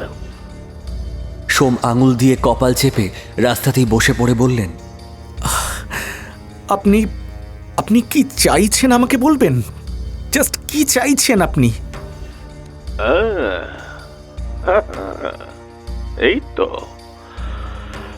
তো বাছাধন নরম গলায় পথে এসেছে। আরে এভাবে কথা বললে কত ভালো লাগে বলুন তো। তা না, অকারণে বাজে ব্যবহার করে যাচ্ছেন। বুঝলেন মশাই, বাঙালির মধ্যে শিষ্টতা ভদ্রতা দিন দিন কেমন যেন কমে যাচ্ছে বলুন তো। হ্যাঁ, আপনি একটা অফিসার, আপনার কত দায়িত্ব মশাই। তা না, আমার সঙ্গে অকারণে চেঁচামেচি শুরু করে দিলেন। ভালো হবে সেটা আপনার জন্য? হ্যাঁ, দুটো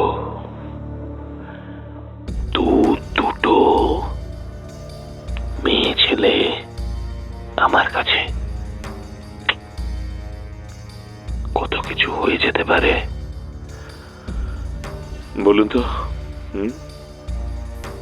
ঠিক আছে, ঠিক আছে, আমাকে বলুন কি চাইছেন আপনি? বলুন, আমাকে বলুন। আপনি একটা সিক্রেট রিপোর্ট দিয়ে এসেছেন উপরতলায়। সেখানে আমার আর আমার ভাইপোর নাম আছে।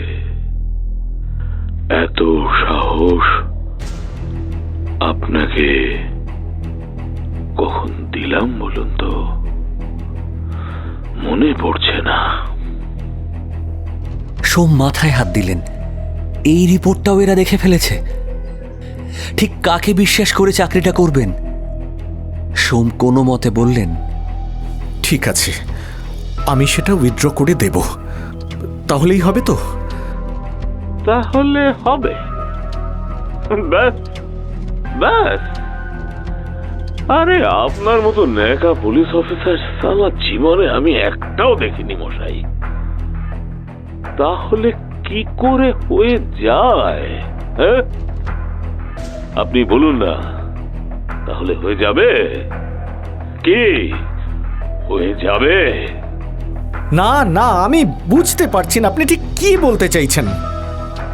আপনার বউ মেয়ে আমার জিম্মায় আছে লাহিড়ী বাবু। সময় নিন, আপনি যত খুশি সময় নিন, কিন্তু আপনি নিজের মুখে আমাকে বলবেন আপনি ঠিক কি লুকোচ্ছেন। মনে থাকবে কেমন? ফোনটা কেটে গেল। অন্ধকার বৃষ্টিস্নাত পাহাড়ি রাস্তায় সোম চুপ করে বসে রইলেন। অবিনাশবাবু বুঝতে পারছিলেন না কি করবেন। তিনি বললেন, স্যার, আপনি থানায় যাবেন? আপনি আপনি হোটেলে ফিরে যান। আপনি আমার কোনো উপকার করতে পারবেন না, প্লিজ দাদা, প্লিজ। সরি। আননোন নাম্বার থেকে ফোন আসছে। ধরলেন তিনি। হ্যালো। আমারই ভুল। আমার বোঝা উচিত ছিল স্কাউন্ডেলটা আপনার ফ্যামিলিকে টার্গেট করবে। শুনুন, দেখুন অনেক হয়েছে। এবার আমি আপনাকে বলি, আমার মেয়ে বা স্ত্রীর গায়ে যদি একটা আঁচড়ও পড়ে না, তাহলে কিন্তু আমি কাউকে ছেড়ে কথা বলবো না। আমি আপনাকে বলে রাখলাম। আপনি শান্ত হন মিস্টার লাইডি। শুধু আমাকে একটা কথা বলুন, রত্নাকর আগারওয়ালের সুটকেসে ঠিক কি ছিল? সোম চুপ করে গেলেন, কিছু বললেন না। অর্ক বলল, মিস্টার লাহিড়ী, আপনি আমাকে না বললে কিন্তু আমার পক্ষে এগোনোটা অসম্ভব হয়ে যাবে। বলবেন কি ঠিক কি ছিল? বালিগঞ্জ হাইটসে সুরভি জয়সওয়ালের ফ্ল্যাটে গিয়ে আমি সুটকেসটা পেয়েছিলাম, নিজের কাছে রেখেছিলাম সেটা। বাহ, ডিপার্টমেন্টে সিজার গুডসে না রেখে আপনি বাড়ি নিয়ে গেলেন। বাহ বাহ বাহ, চমৎকার। আসলে আমার কেন জানি না মনে হচ্ছিল সুটকেসটায় এমন কিছু আছে যা কেউ কল্পনাও করতে পারবে না। বাড়িতে ফিরে কম্বিনেশনটা একবারেই খুলে ফেললেন, তাই না মিস্টার লাইডি? সোম দেখলেন অবিনাশবাবু অস্থির হয়ে রাস্তায় হাঁটাচলা করছেন। তার হঠাৎ মনে হলো, এত দূরে পাণ্ডববর্জিত অঞ্চলেও একজন বাঙালি আরেকজনের জন্য এভাবে ফিল করছেন। এখনো মনুষ্যত্ব শেষ হয়ে যায়নি তাহলে? কি হলো, চুপ করে গেলেন কেন? বলুন। হ্যাঁ, প্রথম চেষ্টাতেই লকটা খুলতে পেরেছিলাম আমি। লকটা খোলার পর আমার প্রথম কাজ ছিল দুটো রিপোর্ট তৈরি করা। একটা আপনাদের অফিসে পাঠালাম, আর আরেকটা আমার বসের কাছে। দুর্ভাগ্যবশত আমার বস সে রিপোর্ট অর্ণব বোসদের দিয়ে দিয়েছে। কিছু বলার নেই আর।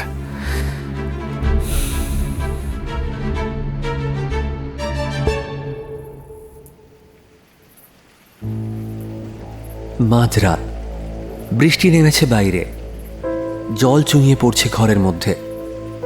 আঁখি রানীকে জড়িয়ে ধরে শুয়ে আছে। আঁখি বলল, তুমি তো আমাকে শান্ত করছিলে মা, এখন তুমি ভয় পাচ্ছ কেন? ছেলেটার মতো ঠান্ডা মাথার ক্রিমিনাল আমি কোনো দিন দেখিনি। আমি যে একেবারে কাউকে দেখিনি তা কিন্তু নয়। একবার তোর বাবার সঙ্গে হাওড়া স্টেশনে একজন ক্রিমিনালের সঙ্গে দেখা হয়ে গিয়েছিল। ছেলেটা তোর বাবার চোখের দিকে তাকিয়ে পর্যন্ত কথা বলতে ভয় পাচ্ছিল। কিন্তু এই ছেলেটার কত সাহস, সেটা ভেবেই আমার ভীষণ অস্বস্তি হচ্ছে।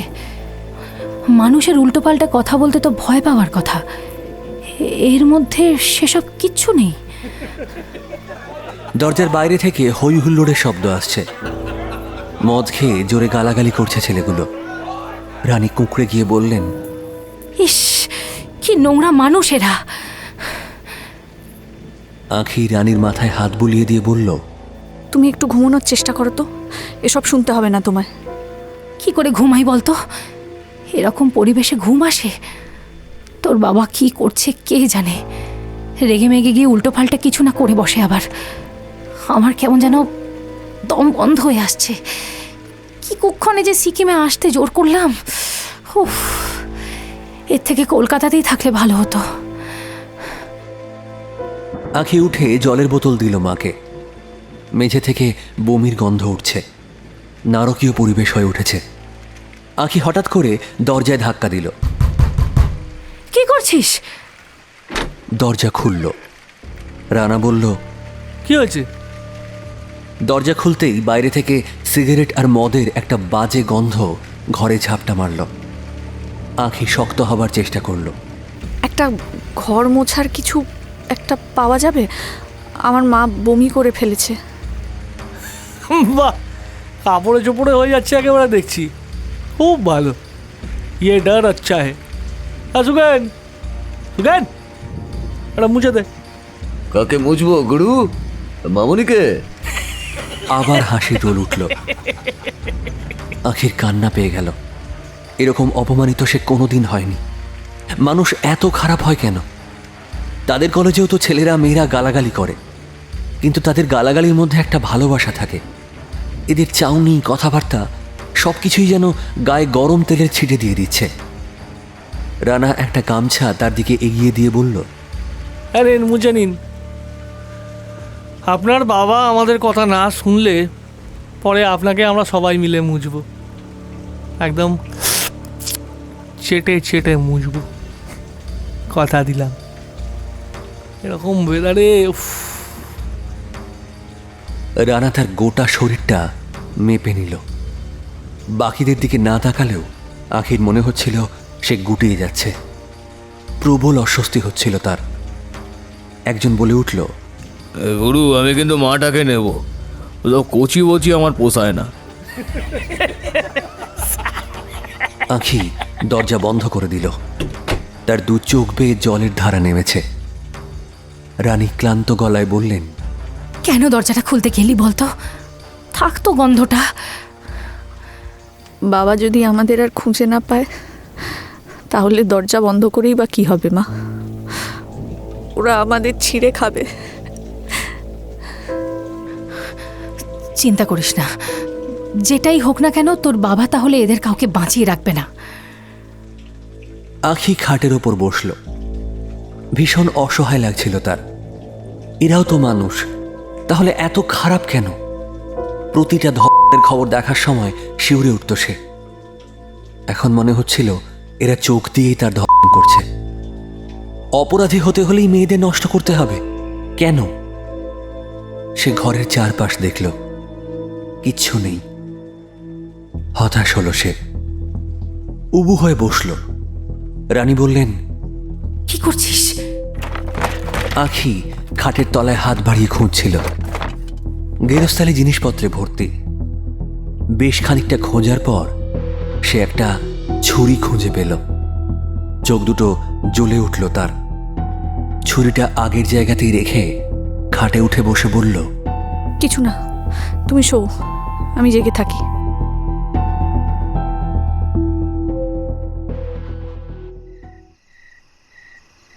রাত 2টো। অর্ণব বোস বসে বসে মদ খাচ্ছিল। উজ্জ্বল হন্ততন্ত হয়ে ঢুকে বলল, এই কাকা, সুরেশ্বরকে তুলেছে সেন্ট্রাল ব্যুরো। স্টেট পুলিশ কিছু জানার আগেই তুলে নিয়েছে। তোমার আর আমার কাছে আসবে না তো? এই স্টেট থেকে, এই শহর থেকে আমাদের তুলে নিয়ে যাবে? রাম ইসলাম চুষবো। আর তুমি বুঝছো না কাকা, এই লাহিড়ি সুয়োরটা আমাদের নামে পাকা রিপোর্ট করে দিয়েছে। দেখ না, দেখ, আমাদের কাছেও ওর টিকি বাঁধা মেয়ে বউ তো আমাদের কাছেই আছে। আমরা ছাড়বো নাকি? রানাকে বলবো কেটে খাদ থেকে ফেলে দেবে। রানা এসব কাজ খুব ভালো করে পারে। তুই চিন্তা করছিস কেন? আমার তো সেটা চিন্তা না। আবার কি চিন্তা? সিপিকে যে রিপোর্ট পেশ করেছে লাহিড়ি, তাতে ক্লিয়ার লেখা আছে, তুই আর আমি রত্নাকরকে খুন করেছি। তুই আর আমি দুজনে মিলে রত্নাকরকে খুন করেছি। তার মানে শুয়োরটা আমাদের নামে রিপোর্ট করেই পাহাড়ে পালিয়েছিল। সিপির কাছে রিপোর্ট পরে পাঠিয়েছিল, সেন্ট্রাল ব্যুরোতে আগে, আর বলেছে রত্নাকরের কাছ থেকে একটা জিনিসও পেয়েছে যেটা ও সেফ কাস্টাডিতে রেখেছে। কি পেয়েছে রে? তুই জানিস না? তুই তো রত্নাকরের কাছে অনেকবার গিয়েছিস। মার কসম বলছি কাকা, বিশ্বাস করো, রত্নাকরের কাছে কি ছিল আমি জানি না। অর্ণব মোবাইলটা বের করে উজ্জ্বলের দিকে এগিয়ে দিয়ে বললেন, এই মেয়েটার সঙ্গে তোকে গত মাস থেকে প্রায় সব জায়গায় দেখা গেছে। সাহানা, রাগ, রাগিনী, তুই তো নামটা বলেছিলি আমায়। হ্যাঁ, দামি দামি গয়না কিনে দিয়েছিস। তোকে আমি যা দিই তাতে এত কিছু কেনার টাকা তো আসে না উজু। বিশ্বাস করো কাকা, ওই মল্লিকদের পুকুরটা বুঝিয়ে আমাদের যে অ্যাপার্টমেন্টটা হচ্ছে ওখান থেকে আমি কিছু টাকা সরিয়েছিলাম তোমাকে না বলে। রত্নাকরের কাছে কি ছিল আমি আমি কিচ্ছু জানি না কাকা। তোর জন্য না আমাকে কত কথা শুনতে হয়। রাজনীতিতে ছেড়েই দিলাম, প্রায় সর্বত্র সবাই বলে আমি তোকে নষ্ট করে দিচ্ছি। বুঝু, তুই যদি কিছু জানিস আমায় বলে ফেল বাপ। যদি আমি পরে জানতে পারি তুই জানতিস,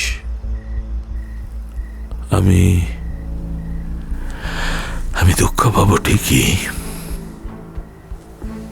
কিন্তু মাথায় একটা জিনিস ক্লিয়ারলি ঢুকিয়ে রাখ, তখন আমার থেকে খারাপ আর কেউ হবে না, মনে রাখিস। বিশ্বাস করো কাকা, বিশ্বাস করো, আমি তোমার পায়ে পড়ছি কাকা। আমি জানি না রত্নাকরকে ঠুকে আসা হয়েছিল। ওর কাছে কি জিনিস আছে না আছে আমি কিচ্ছু জানি না। বিশ্বাস করো কাকা, বিশ্বাস করো। Calling bell বাজল। উজ্জ্বল সভয় বলল, নিশ্চয়ই সেন্ট্রালের পুলিশ কাকা। এই চুপ করে বস, আমি আছি তো।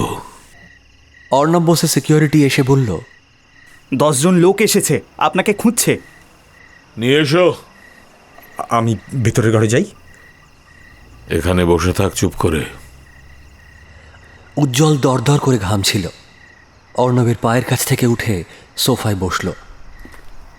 7 জন সিআরপিএফ জওয়ান নিয়ে 3 জন সেন্ট্রাল ব্যুরোর লোক অর্ণবের ঘরে প্রবেশ করলেন। একজন আই কার্ড দেখিয়ে বললেন, মহেশ দাশগুপ্ত, নাম শুনেছেন আশা করি। আরে বসুন বসুন বসুন, এত রাতে আসার কি দরকার ছিল? হ্যাঁ, আপনি আমাকে তো ফোন করতে পারতেন, আমি চলে যেতাম আপনাদের কাছে। মহেশ অর্ণবের সামনের সোফায় বসে বললেন, বেশি কথা বলার সময় আমাদের নেই, কাজের কথায় আসি। অর্ণববাবু, মিস্টার সোম লাহিড়ীর স্ত্রী মেয়েকে আপনার লোকেরা আটকে রেখেছে। আপনি ব্যবস্থা করুন তাদের যত তাড়াতাড়ি সম্ভব যেন ছেড়ে দেওয়া হয়। কি সব বলছেন? আমি আটকে রাখবো? এসব কি বলছেন বলুন তো?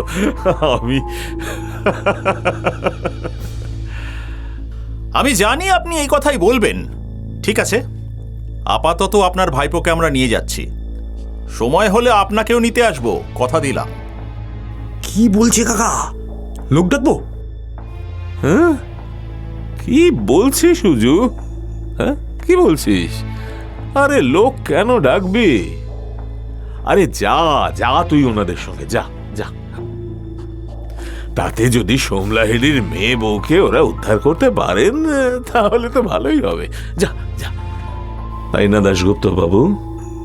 মহেশ দাশগুপ্ত গম্ভীর মুখে অর্ণবের দিকে তাকিয়ে বললেন, কি চাইছেন আপনি?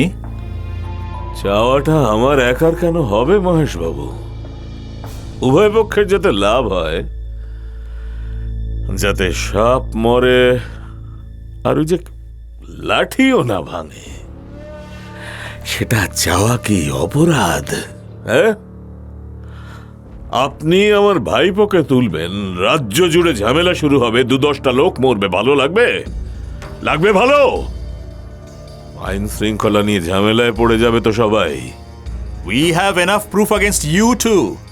আরে ধুর মশাই, প্রুফ প্রুফ প্রুফ করছেন তখন থেকে। কাজের কথায় আসুন না, স্ট্রেট কাট। আরে কত খাবেন বলুন, কত খাবেন? ব্যবস্থা করছি। আমরা বুঝি কিছু বুঝি না, না জানি না? হ্যাঁ, কটা রাজনৈতিক নেতা স্ক্যামে জড়ানোর পর গ্রেফতার হয়েছে এখনো পর্যন্ত? কি হয়, কেন হয়, কিচ্ছু জানি না বুঝি? হ্যাঁ? মহেশ দাশগুপ্ত অর্ণবের দিকে থমথমে চোখে তাকালেন।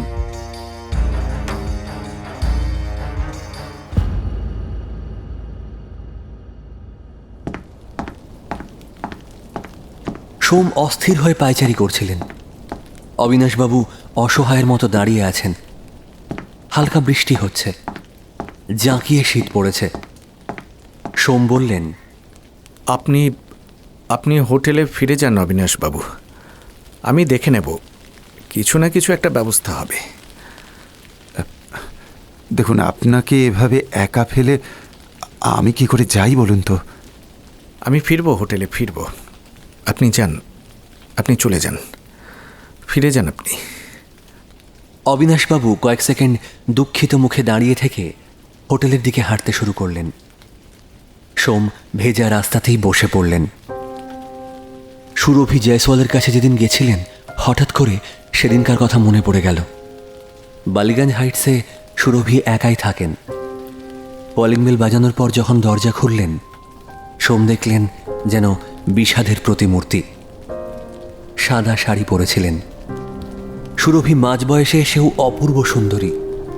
তিনি পরিচয় দেওয়ার পর বললেন, কেউ তো এলো, আমি তো ভেবেছিলাম আমার কাছে কেউ আসবে না। সোম অনেক প্রশ্ন করেছিলেন। সুরভি পরিষ্কার করে বলে দেন, উজ্জ্বল এবং ওদের দল থেকে রোজ ফোন করে রত্নাকরকে হুমকি দিত। রত্নাকর নিজেই আমাকে বলেছিল সব ঘটনা। কলকাতার রিয়েল এস্টেট কিং যাকে বলে, তাই ছিলেন রত্নাকর। পলিটিক্যাল সিচুয়েশন পাল্টানোর পরে অর্ণব বসতে টাকাও দিতেন। শুধু টাকা দিতেন না, যখন যা ডিমান্ড থাকতো সব ফুলফিল করতেন। সমস্যাটা তো বাঁধল অর্ণবের ভাইপো উজ্জ্বল একই ব্যবসায় নামার পর। একটা সাইটের দখল নিয়ে দুপক্ষে ঝামেলা লেগে গেল। আর তখন ওরা রত্নাকরকে সরিয়ে দিল।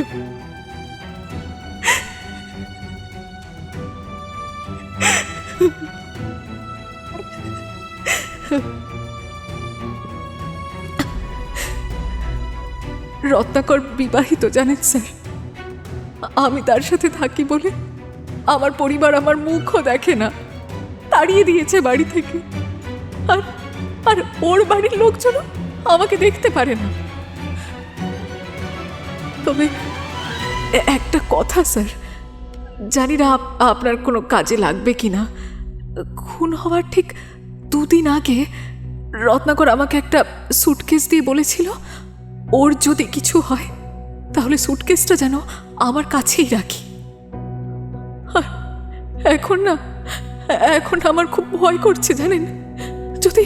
যদি ওই সুটকেসের জন্য আমার কিছু হয়।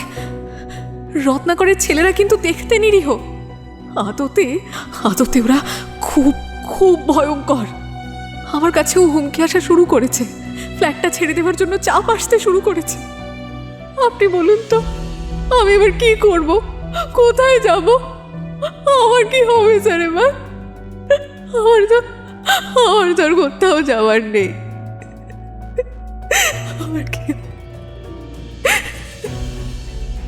সুরভি বিহ্বল হয়ে পড়েছিলেন, বুঝতে পারছিলেন না কোথায় যাবেন। প্রস্তাবটা উনিই দেন সোম বেরোনোর উপক্রম করায়। বলেন সুটকেসটা যদি সোম নিয়ে যায় তাহলে কৃতজ্ঞ থাকবেন, পরে সব থিতিয়ে গেলে সোম সুটকেসটা ফেরত দিলেই হবে। সোম প্রথমে নিতে অস্বীকার করেন, পরে সুরভির কান্নাকাটিতে এক প্রকার বাধ্য হয়েই নিজের কোয়ার্টারে সেটিকে নিয়ে আসেন এবং রাতে সুটকেসটা নিয়ে খানিকটা কৌতূহলবশতই ঘাঁটতে ঘাঁটতে আবিষ্কার করেন সেটার ভেতর কি আছে।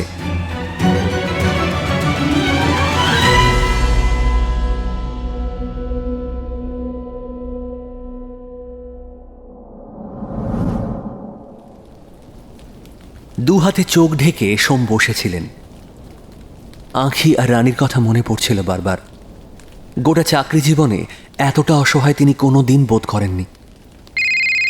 ফোনটা বেজে উঠল তার। দেখলেন অর্ণব বোস ফোন করছেন। হ্যালো লাহিড়ী বাবু, আপনি আমার পেছনে সেন্ট্রাল ব্যুরো লাগিয়ে দিলেন, একবারও এর পরিণামের কথাটা ভাবলেন না?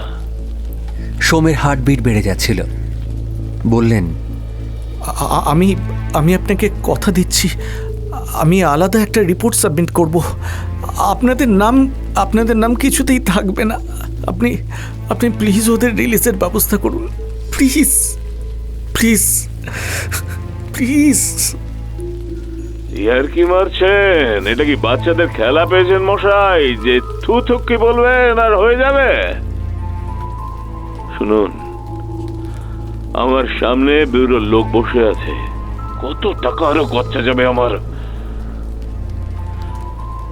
অবশ্য আপনার তো বাকি জীবনটা একা একাই কাটাতে হবে, সে প্রস্তুতি নিচ্ছেন তো? শুনুন শুনুন প্লিজ প্লিজ, আপনি প্লিজ ওদের ছেড়ে দিন। আচ্ছা আমরা একটু কথা বলতে পারি তো? হ্যাঁ, একটু কথা প্লিজ প্লিজ প্লিজ। সেটা রিপোর্ট দেওয়ার আগে জমা দিলে ভালো হতো না? সোম চুপ করে গেলেন। কি বলবেন কিছুতেই মাথায় আসছে না। অর্ণব বললেন, ওকে, নিন কথা বলুন। অর্ণব ফোনটা মহেশকে দিলেন।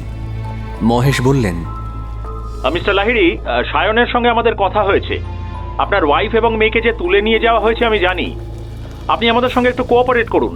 আমাকে বলুন, রত্নাকরের যে জিনিসটার কথা আপনি রিপোর্টে লিখেছেন সেটা কি? আমি কি করে আপনাকে বিশ্বাস করব বলুন তো? অর্ণব বোসের সঙ্গে আপনি হাত মিলিয়েছেন, আমার বহু মেয়েকে ওরা আটকে রেখেছে। আমি এই মুহূর্তে দাঁড়িয়ে আর কিচ্ছু বলতে বাধ্য নই। আগে ওদের ছাড়ার ব্যবস্থা করুন, তারপর আমি কি করব সেটা আমি ভেবে দেখব। আপনি জেদ করছেন মিস্টার লাহিড়ী। আর অর্ণব বোস কেন? আমি কারোর সঙ্গেই হাত মেলাই না। আপনি আমাদের চেনেননি তাহলে এখনো। আমি আপনার ফ্যামিলি নিয়ে কনসার্ন, এরা ভালো লোক নয়। আপনি প্লিজ কোঅপারেট করুন। এই মুহূর্তে you have nothing to bargain mister Lahiri. হ্যাঁ, আমার বার্গেন করার কিচ্ছু নেই। আমি শুধুমাত্র নিজের ডিউটি করেছিলাম। আমি জাস্ট বুঝতে পারিনি যেখানে কাজ করি সেখানে প্রতিটা মানুষ দুর্নীতিগ্রস্ত। আশা ছিল আপনাদের ওপরেও, আপনারাও যে একই কয়েনের এপিট আর ওপিট সেটা বুঝতে পারিনি। হ্যাঁ, তবে অবশ্যই বোঝা উচিত ছিল। শুনুন, বার্গেনের কথা বললেন না? হ্যাঁ, বার্গেনের কথা বললেন না? বার্গেন তারা করে যারা কোনো অপরাধ করে। একজন অনেস্ট পুলিশ অফিসারকে বার্গেন করতে হয় না। Got it? বুঝতে পেরেছেন? আপনাকে একটা কথা বলি মিস্টার লাহিড়ী, আপনি একাই অনেস্ট অফিসার নন। আমি এই মুহূর্তে অর্ণব বোস এবং উজ্জ্বল বোসকে কাস্টডিতে নিচ্ছি। আপনি নিশ্চিন্ত থাকুন, ওরা আপনার ফ্যামিলির গায়ে হাত দেওয়ার আগে দুবার ভাববে। আমি দায়িত্ব নিচ্ছি, আপনি আমাদের উপর ভরসা রাখুন। অর্ণবের উত্তেজিত গলা শোনা যাচ্ছিল পাশ থেকে। হঠাৎ করে চেঁচিয়ে উঠলেন কাস্টাডিতে নেওয়ার কথা শুনে। সোম ফোনটা নিয়ে দাঁড়িয়ে রইলেন, বুঝতে পারছিলেন না কি করবেন। রানী কিংবা আঁখি সুস্থ না থাকলে অর্ণব বোসদের কেউ ধরলে কি যায় আসে?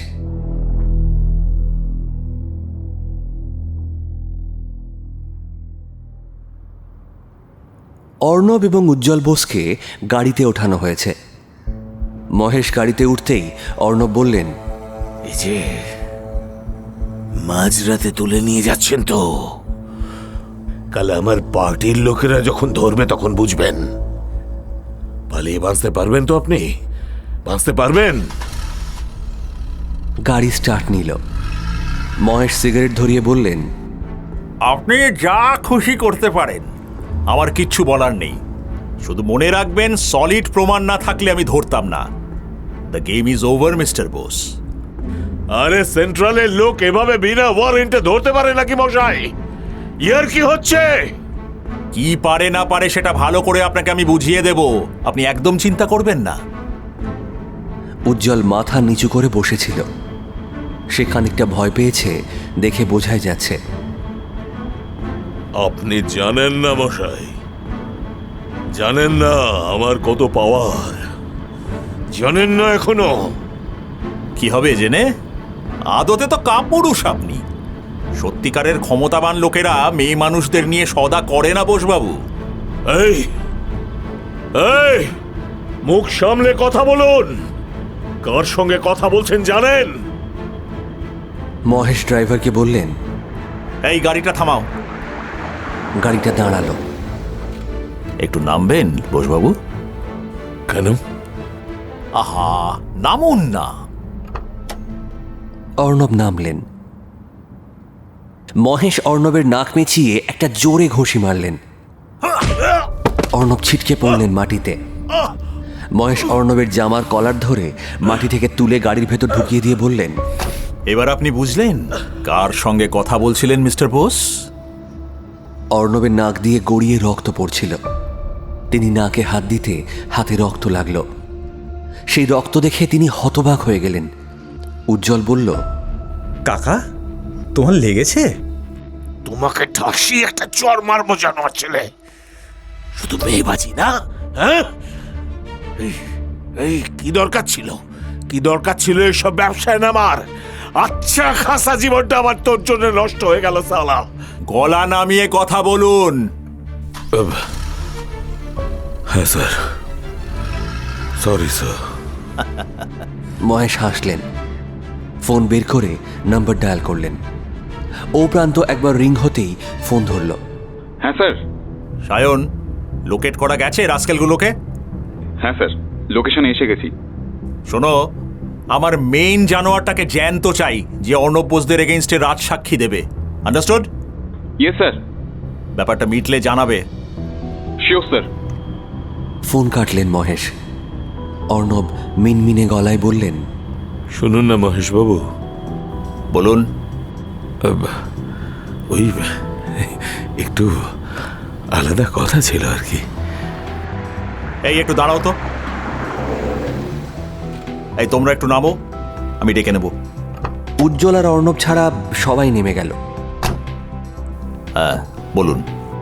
বলছি, লেক টাউনে আমাদের একটা প্রজেক্ট হচ্ছে। আপনাকে একটা ডুপ্লেক্স দেব, উইথ পার্কিং, একদম দক্ষিণ খোলা ফ্ল্যাট, সাথে একটা এসইউভি, ক্যাশ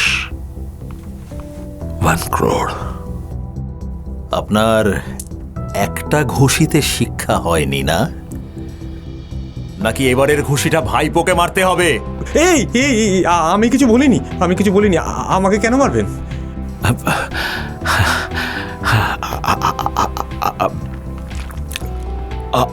আর 1 কোটি বাড়িয়ে দিই। আপনি মশাই আমাকে চালানের কাতলা পেয়েছেন যে দরদাম করে কিনবেন? ওভাবে হয় না, বুঝলেন মশাই? দেশের সিকিউরিটির সঙ্গে আপোষ করি না আমরা। আপনি ভুল করছেন। ড্রাইভারকে ডাকি। আমি কি অ্যান্টি ন্যাশনাল নাকি? হ্যাঁ, অ্যান্টি ন্যাশনাল। দেশের কি ক্ষতি করেছি আমি? কি ক্ষতি করেছি? আমাদেরই দুর্ভাগ্য, আপনাদের মতো মানুষ দেশের নেতা হয়ে দেশ চালায়। কি ক্ষতি করেছেন সেটা বুঝতে পারলে দেশের লাভ হতো। সে আপনি আর কি করে বুঝবেন? চলুন, কথা বাড়িয়ে কাজ নেই। আপনার ভক্ত সুরেশ্বর আপনার জন্য অপেক্ষা করছে। অর্ণব চুপ করে গেলেন। মহেশ সবাইকে ডেকে নিলেন। গাড়ি আবার স্টার্ট দিল। একেবারে এয়ারপোর্ট চলো। আমাদের প্রিয় নেতাকে এই রাজ্যে রাখলে অনেক ভালোবাসার মানুষ চলে আসবেন বিভিন্ন জায়গা থেকে। ওকে ভুবনেশ্বর নিয়ে যাওয়া যাক, দেখি ওনার জন্য ওখানে কত মিছিল বের হয়।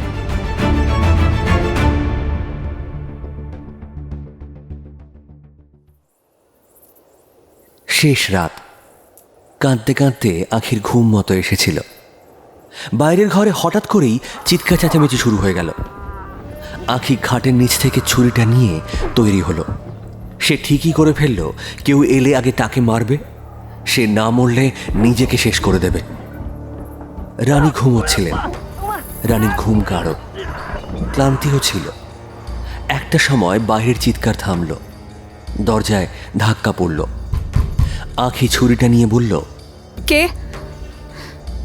কোনো উত্তর এলো না, শুধু দরজাটায় কেউ জোরে ধাক্কা মারল। দরজা খুলে গেল। দরজা দিয়ে যে ঢুকলো তার দিকে আখি ছুরি নিয়ে ঝাঁপিয়ে পড়ল। সে সভয়ে আখিকে জাপটে ধরে বলে উঠল, ওরে বাবা, আপনি তো পুরো একেবারে রণরঙ্গিনী মুডে চলাফেরা করছেন দেখছি। হ্যাঁ, ওহ। আখি দেখল অর্ক হাসতে হাসতে তাকে কথাগুলো বলছে।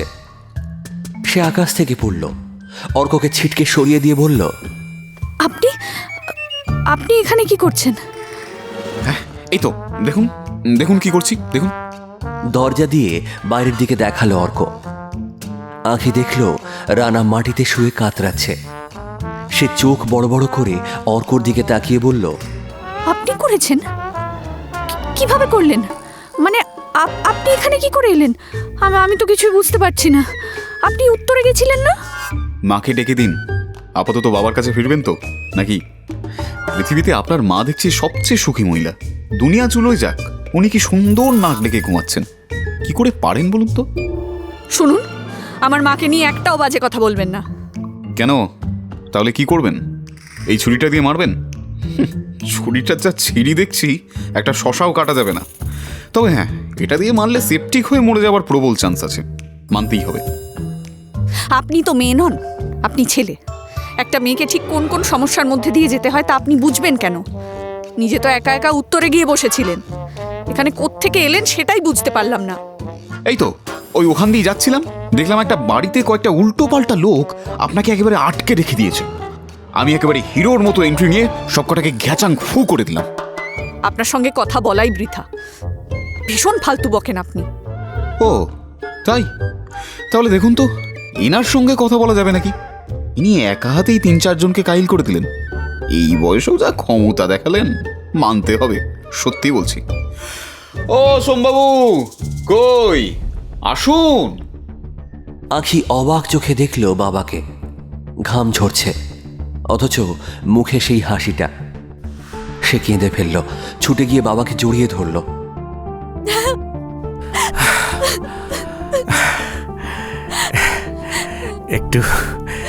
একটু আসতে দেরি হয়ে গেল না রে?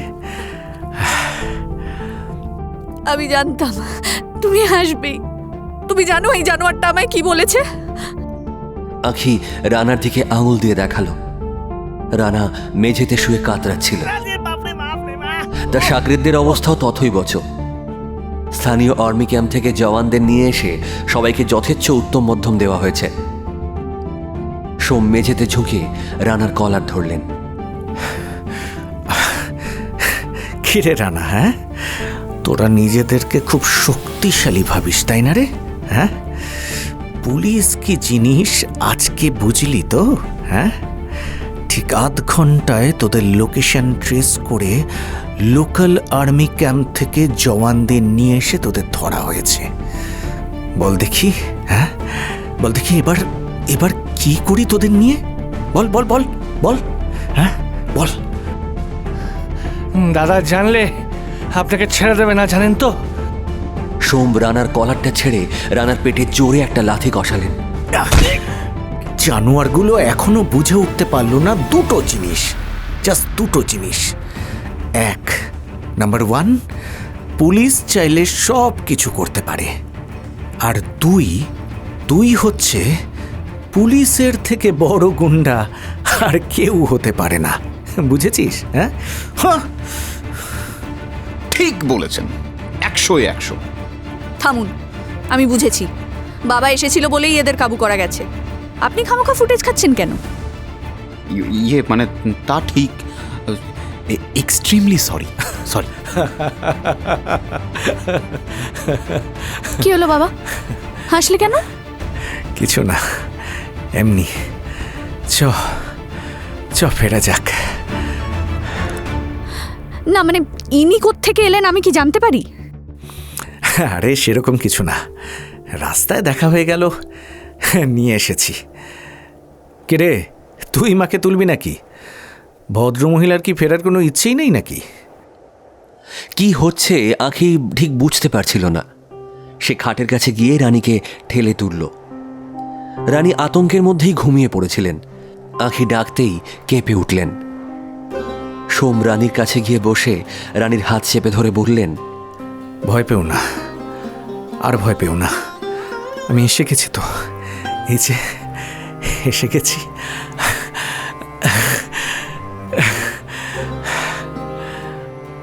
রানী কয়েক সেকেন্ড সোমের দিকে অবিশ্বাসী চোখে তাকিয়ে কেঁদে ফেললেন।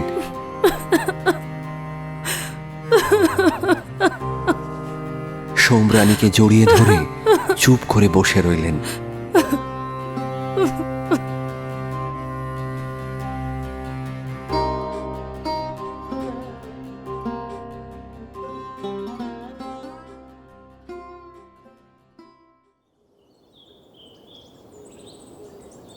পেলিং, সকাল 10টা। আকাশ ঝকঝকে পরিষ্কার। কাঞ্চনজঙ্ঘা হাসছে। আঁখি মুগ্ধ চোখে সেদিকে তাকিয়ে আছে। রানী অসুস্থ বোধ করছিলেন বলে আবার ঘুমোচ্ছিলেন। রুমের কলিং বেল বেজে উঠল। আঁখি দরজা খুলল। অর্ক দাঁড়িয়ে। কি চাই? গুড মর্নিং, বলছি টুথপেস্ট পাওয়া যাবে? আপনি উত্তরেতে দাঁত মাজতেন না? মাজতাম, নিশ্চয়ই মাজতাম। মানে এখানে আনতে ভুলে গেলাম ওই তাড়াহুড়োতে। আঁখি জোরে জোরে শব্দ করে পা ফেলে বাথরুম থেকে টুথপেস্ট এনে অর্কর হাতে দিয়ে বলল, যান দাঁত মাজুন, আমাদের উদ্ধার করুন। অর্ক সরি বলে নিজের রুমের দিকে রওনা দিল। আঁখি দরজা বন্ধ করে জোরে হেসে উঠে বলল, পাগল একটা। ভালো লেগেছে? তাহলে বিয়ের কথা বলি। মা, তুমি ঘুমোওনি? না না, আমি ঘাপটি মেরে তোর কাণ্ড দেখছিলাম। এই সত্যি করে বলতো, তোর অর্ককে পছন্দ নাকি? শুধু উল্টো পাল্টা কথা, যত সব।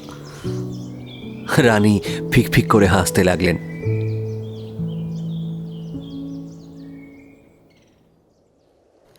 সোম অর্কর ঘরে বসেছিলেন। অর্ক টুথপেস্ট নিয়ে এসে বলল,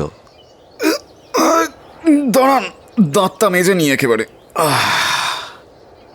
অসংখ্য ধন্যবাদ, থ্যাংক ইউ সো মাচ। ঠিক ঠিক যে সময়টা আমার সবার উপর থেকে ভরসা চলে যাচ্ছিল, আপনি ঠিক সেই সময় এসে বাঁচালেন। Thanks a lot. অর্ক ব্রাশে পেস্ট লাগাতে লাগাতে বলল, ধন্যবাদটা আপনার প্রাপ্য মিস্টার লাইরি। বেনামে আমাদের রিপোর্ট করে দিলেন বোসের নামে। হ্যাঁ, রিপোর্টটা যে আপনার ছিল সেটা শুরুতে বলে দিলে এত ঝামেলা পোহাতে হতো না। আরে আমি শুরুতে কাউকেই ভরসা করতে পারি না, তবে আমার স্ত্রী কন্যার গায়ে যদি একটা আঁচড়ও পড়তো না। আচ্ছা, রত্নাকর আগরওয়ালের সুটকেসে ঠিক কী ছিল? মানে এবার কি বলা যেতে পারে? 2 মিনিট। অর্ক কাঁধ ঝাঁকালো।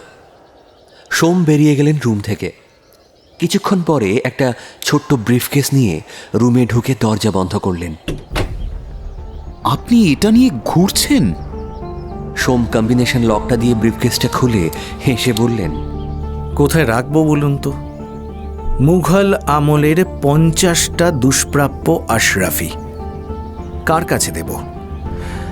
রত্নাকর আগরওয়াল ওয়াজ আ জেম কালেক্টর। কোত্থেকে পেয়েছিলেন জানি না, কিন্তু ঠিকঠাক মানুষ বাদে অ্যাকচুয়ালি এগুলোর মূল্যই কেউ দিতে পারবে না। সোনার লোভে জাস্ট গলিয়ে ফেলবে। কিন্তু শুধু কি সোনাই সব? এর ঐতিহাসিক মূল্য কত হতে পারে কোনো ধারণা আছে? অর্কর হাত থেকে টুথব্রাশটা পড়ে গেল। কলকাতা মিউজিয়ামে জমা দেব। দেশের সম্পদ চোরা বাজারে বিক্রি করার মানুষ সোম লাহিড়ী নয়। সারা জীবন পুলিশ কোয়ার্টার্সেই থেকে যাব। নিজের উর্দিকে কোনোদিন নোংরা হতে দেব না। এই উর্দিতে কোনোদিন দাগ লাগতে দেব না, বুঝলেন? আমার পা কোনো দিনই পিছলায়নি, পিছলাবেও না। এক ফোঁটা লোভও হয়নি এই সম্পত্তির প্রতি। নিজের রোজগারের বাইরে কোনো টাকা পাওয়ার কথা ভাবিনি জীবনে, আর ভাববও না।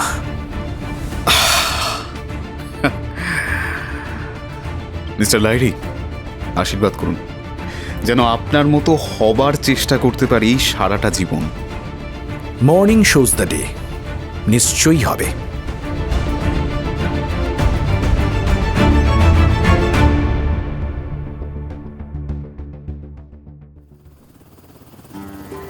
রানী যেটা ভেবেছিলেন সেটাই হয়েছে। আর্মি থেকে তাদের জন্য চপারের ব্যবস্থা করা হয়েছে। বাগডোগরা নামিয়ে দেবে তারা। ভারী খুশি হয়েছেন রানী। বারবার আখির কানে কানে বলছেন, তোর বাবা তো অসাধ্য সাধন করে দিল রে। তুমি থামবে? শুধু বাজে কথা। বাবা কি করতে পারে তুমি দেখলে না? ওই গুন্ডাগুলোকে একা কাবু করলো। He is the best. কোনো ডাউট আছে তোমার? একেবারেই নেই। ডাউট থাকলে কি একদিন এই সংসারটা একা টেনে বেড়ালাম? লোকটা সারা জীবন সেই একা একাই কাটিয়ে দিল চাকরির পেছনে। গোটা সংসারটা তো একার হাতেই টানলাম। ঠিক, ইউ আর দ্য বেস্ট মা।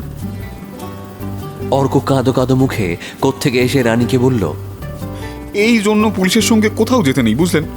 আমার পুরো সর্বনাশ হয়ে গেল। ফিরে গিয়ে সেই থোড়বড়ি খাড়া জীবনটা আবার শুরু হবে। কি ভালো হতো বলুন তো যদি এখানেই থেকে যেতাম সারাটা জীবন। তা না, আপনার হাজবেন্ড আমাকে নিয়েই ফিরবেন। ধ্যাৎ, ভাল লাগে না চাই। বেশ হবে। হ্যাঁ, আপনি তো তাই চান। কারো পৌষ মাস, কারো সর্বনাশ। আঁখি ফিকফিক করে হাসতে লাগলো।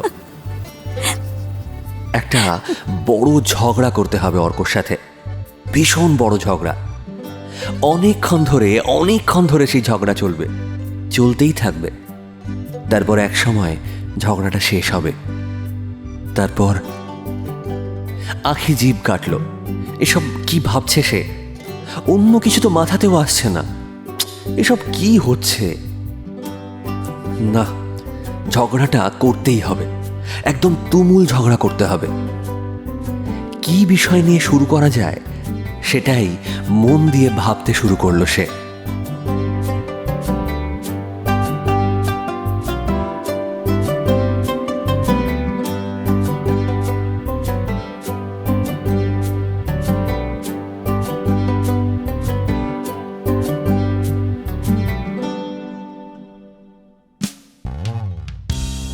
আজ কাহনে শুনলেন অভিক অর্জুন দত্তের কাহিনী যখন এসেছিলে, অন্তিম পর্ব।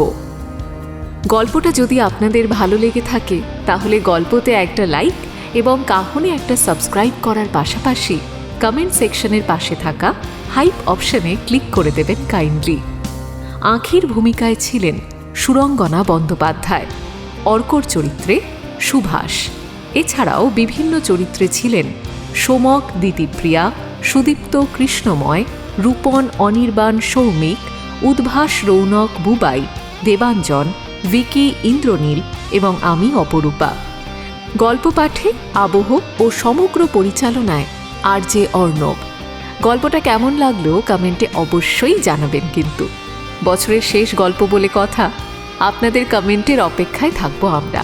নতুন বছর সবার খুব ভালো কাটুক। আগামী সপ্তাহে আরও একটি দুর্দান্ত গল্প নিয়ে ফিরবে কাহন। সাহিত্য দীর্ঘজীবী হোক।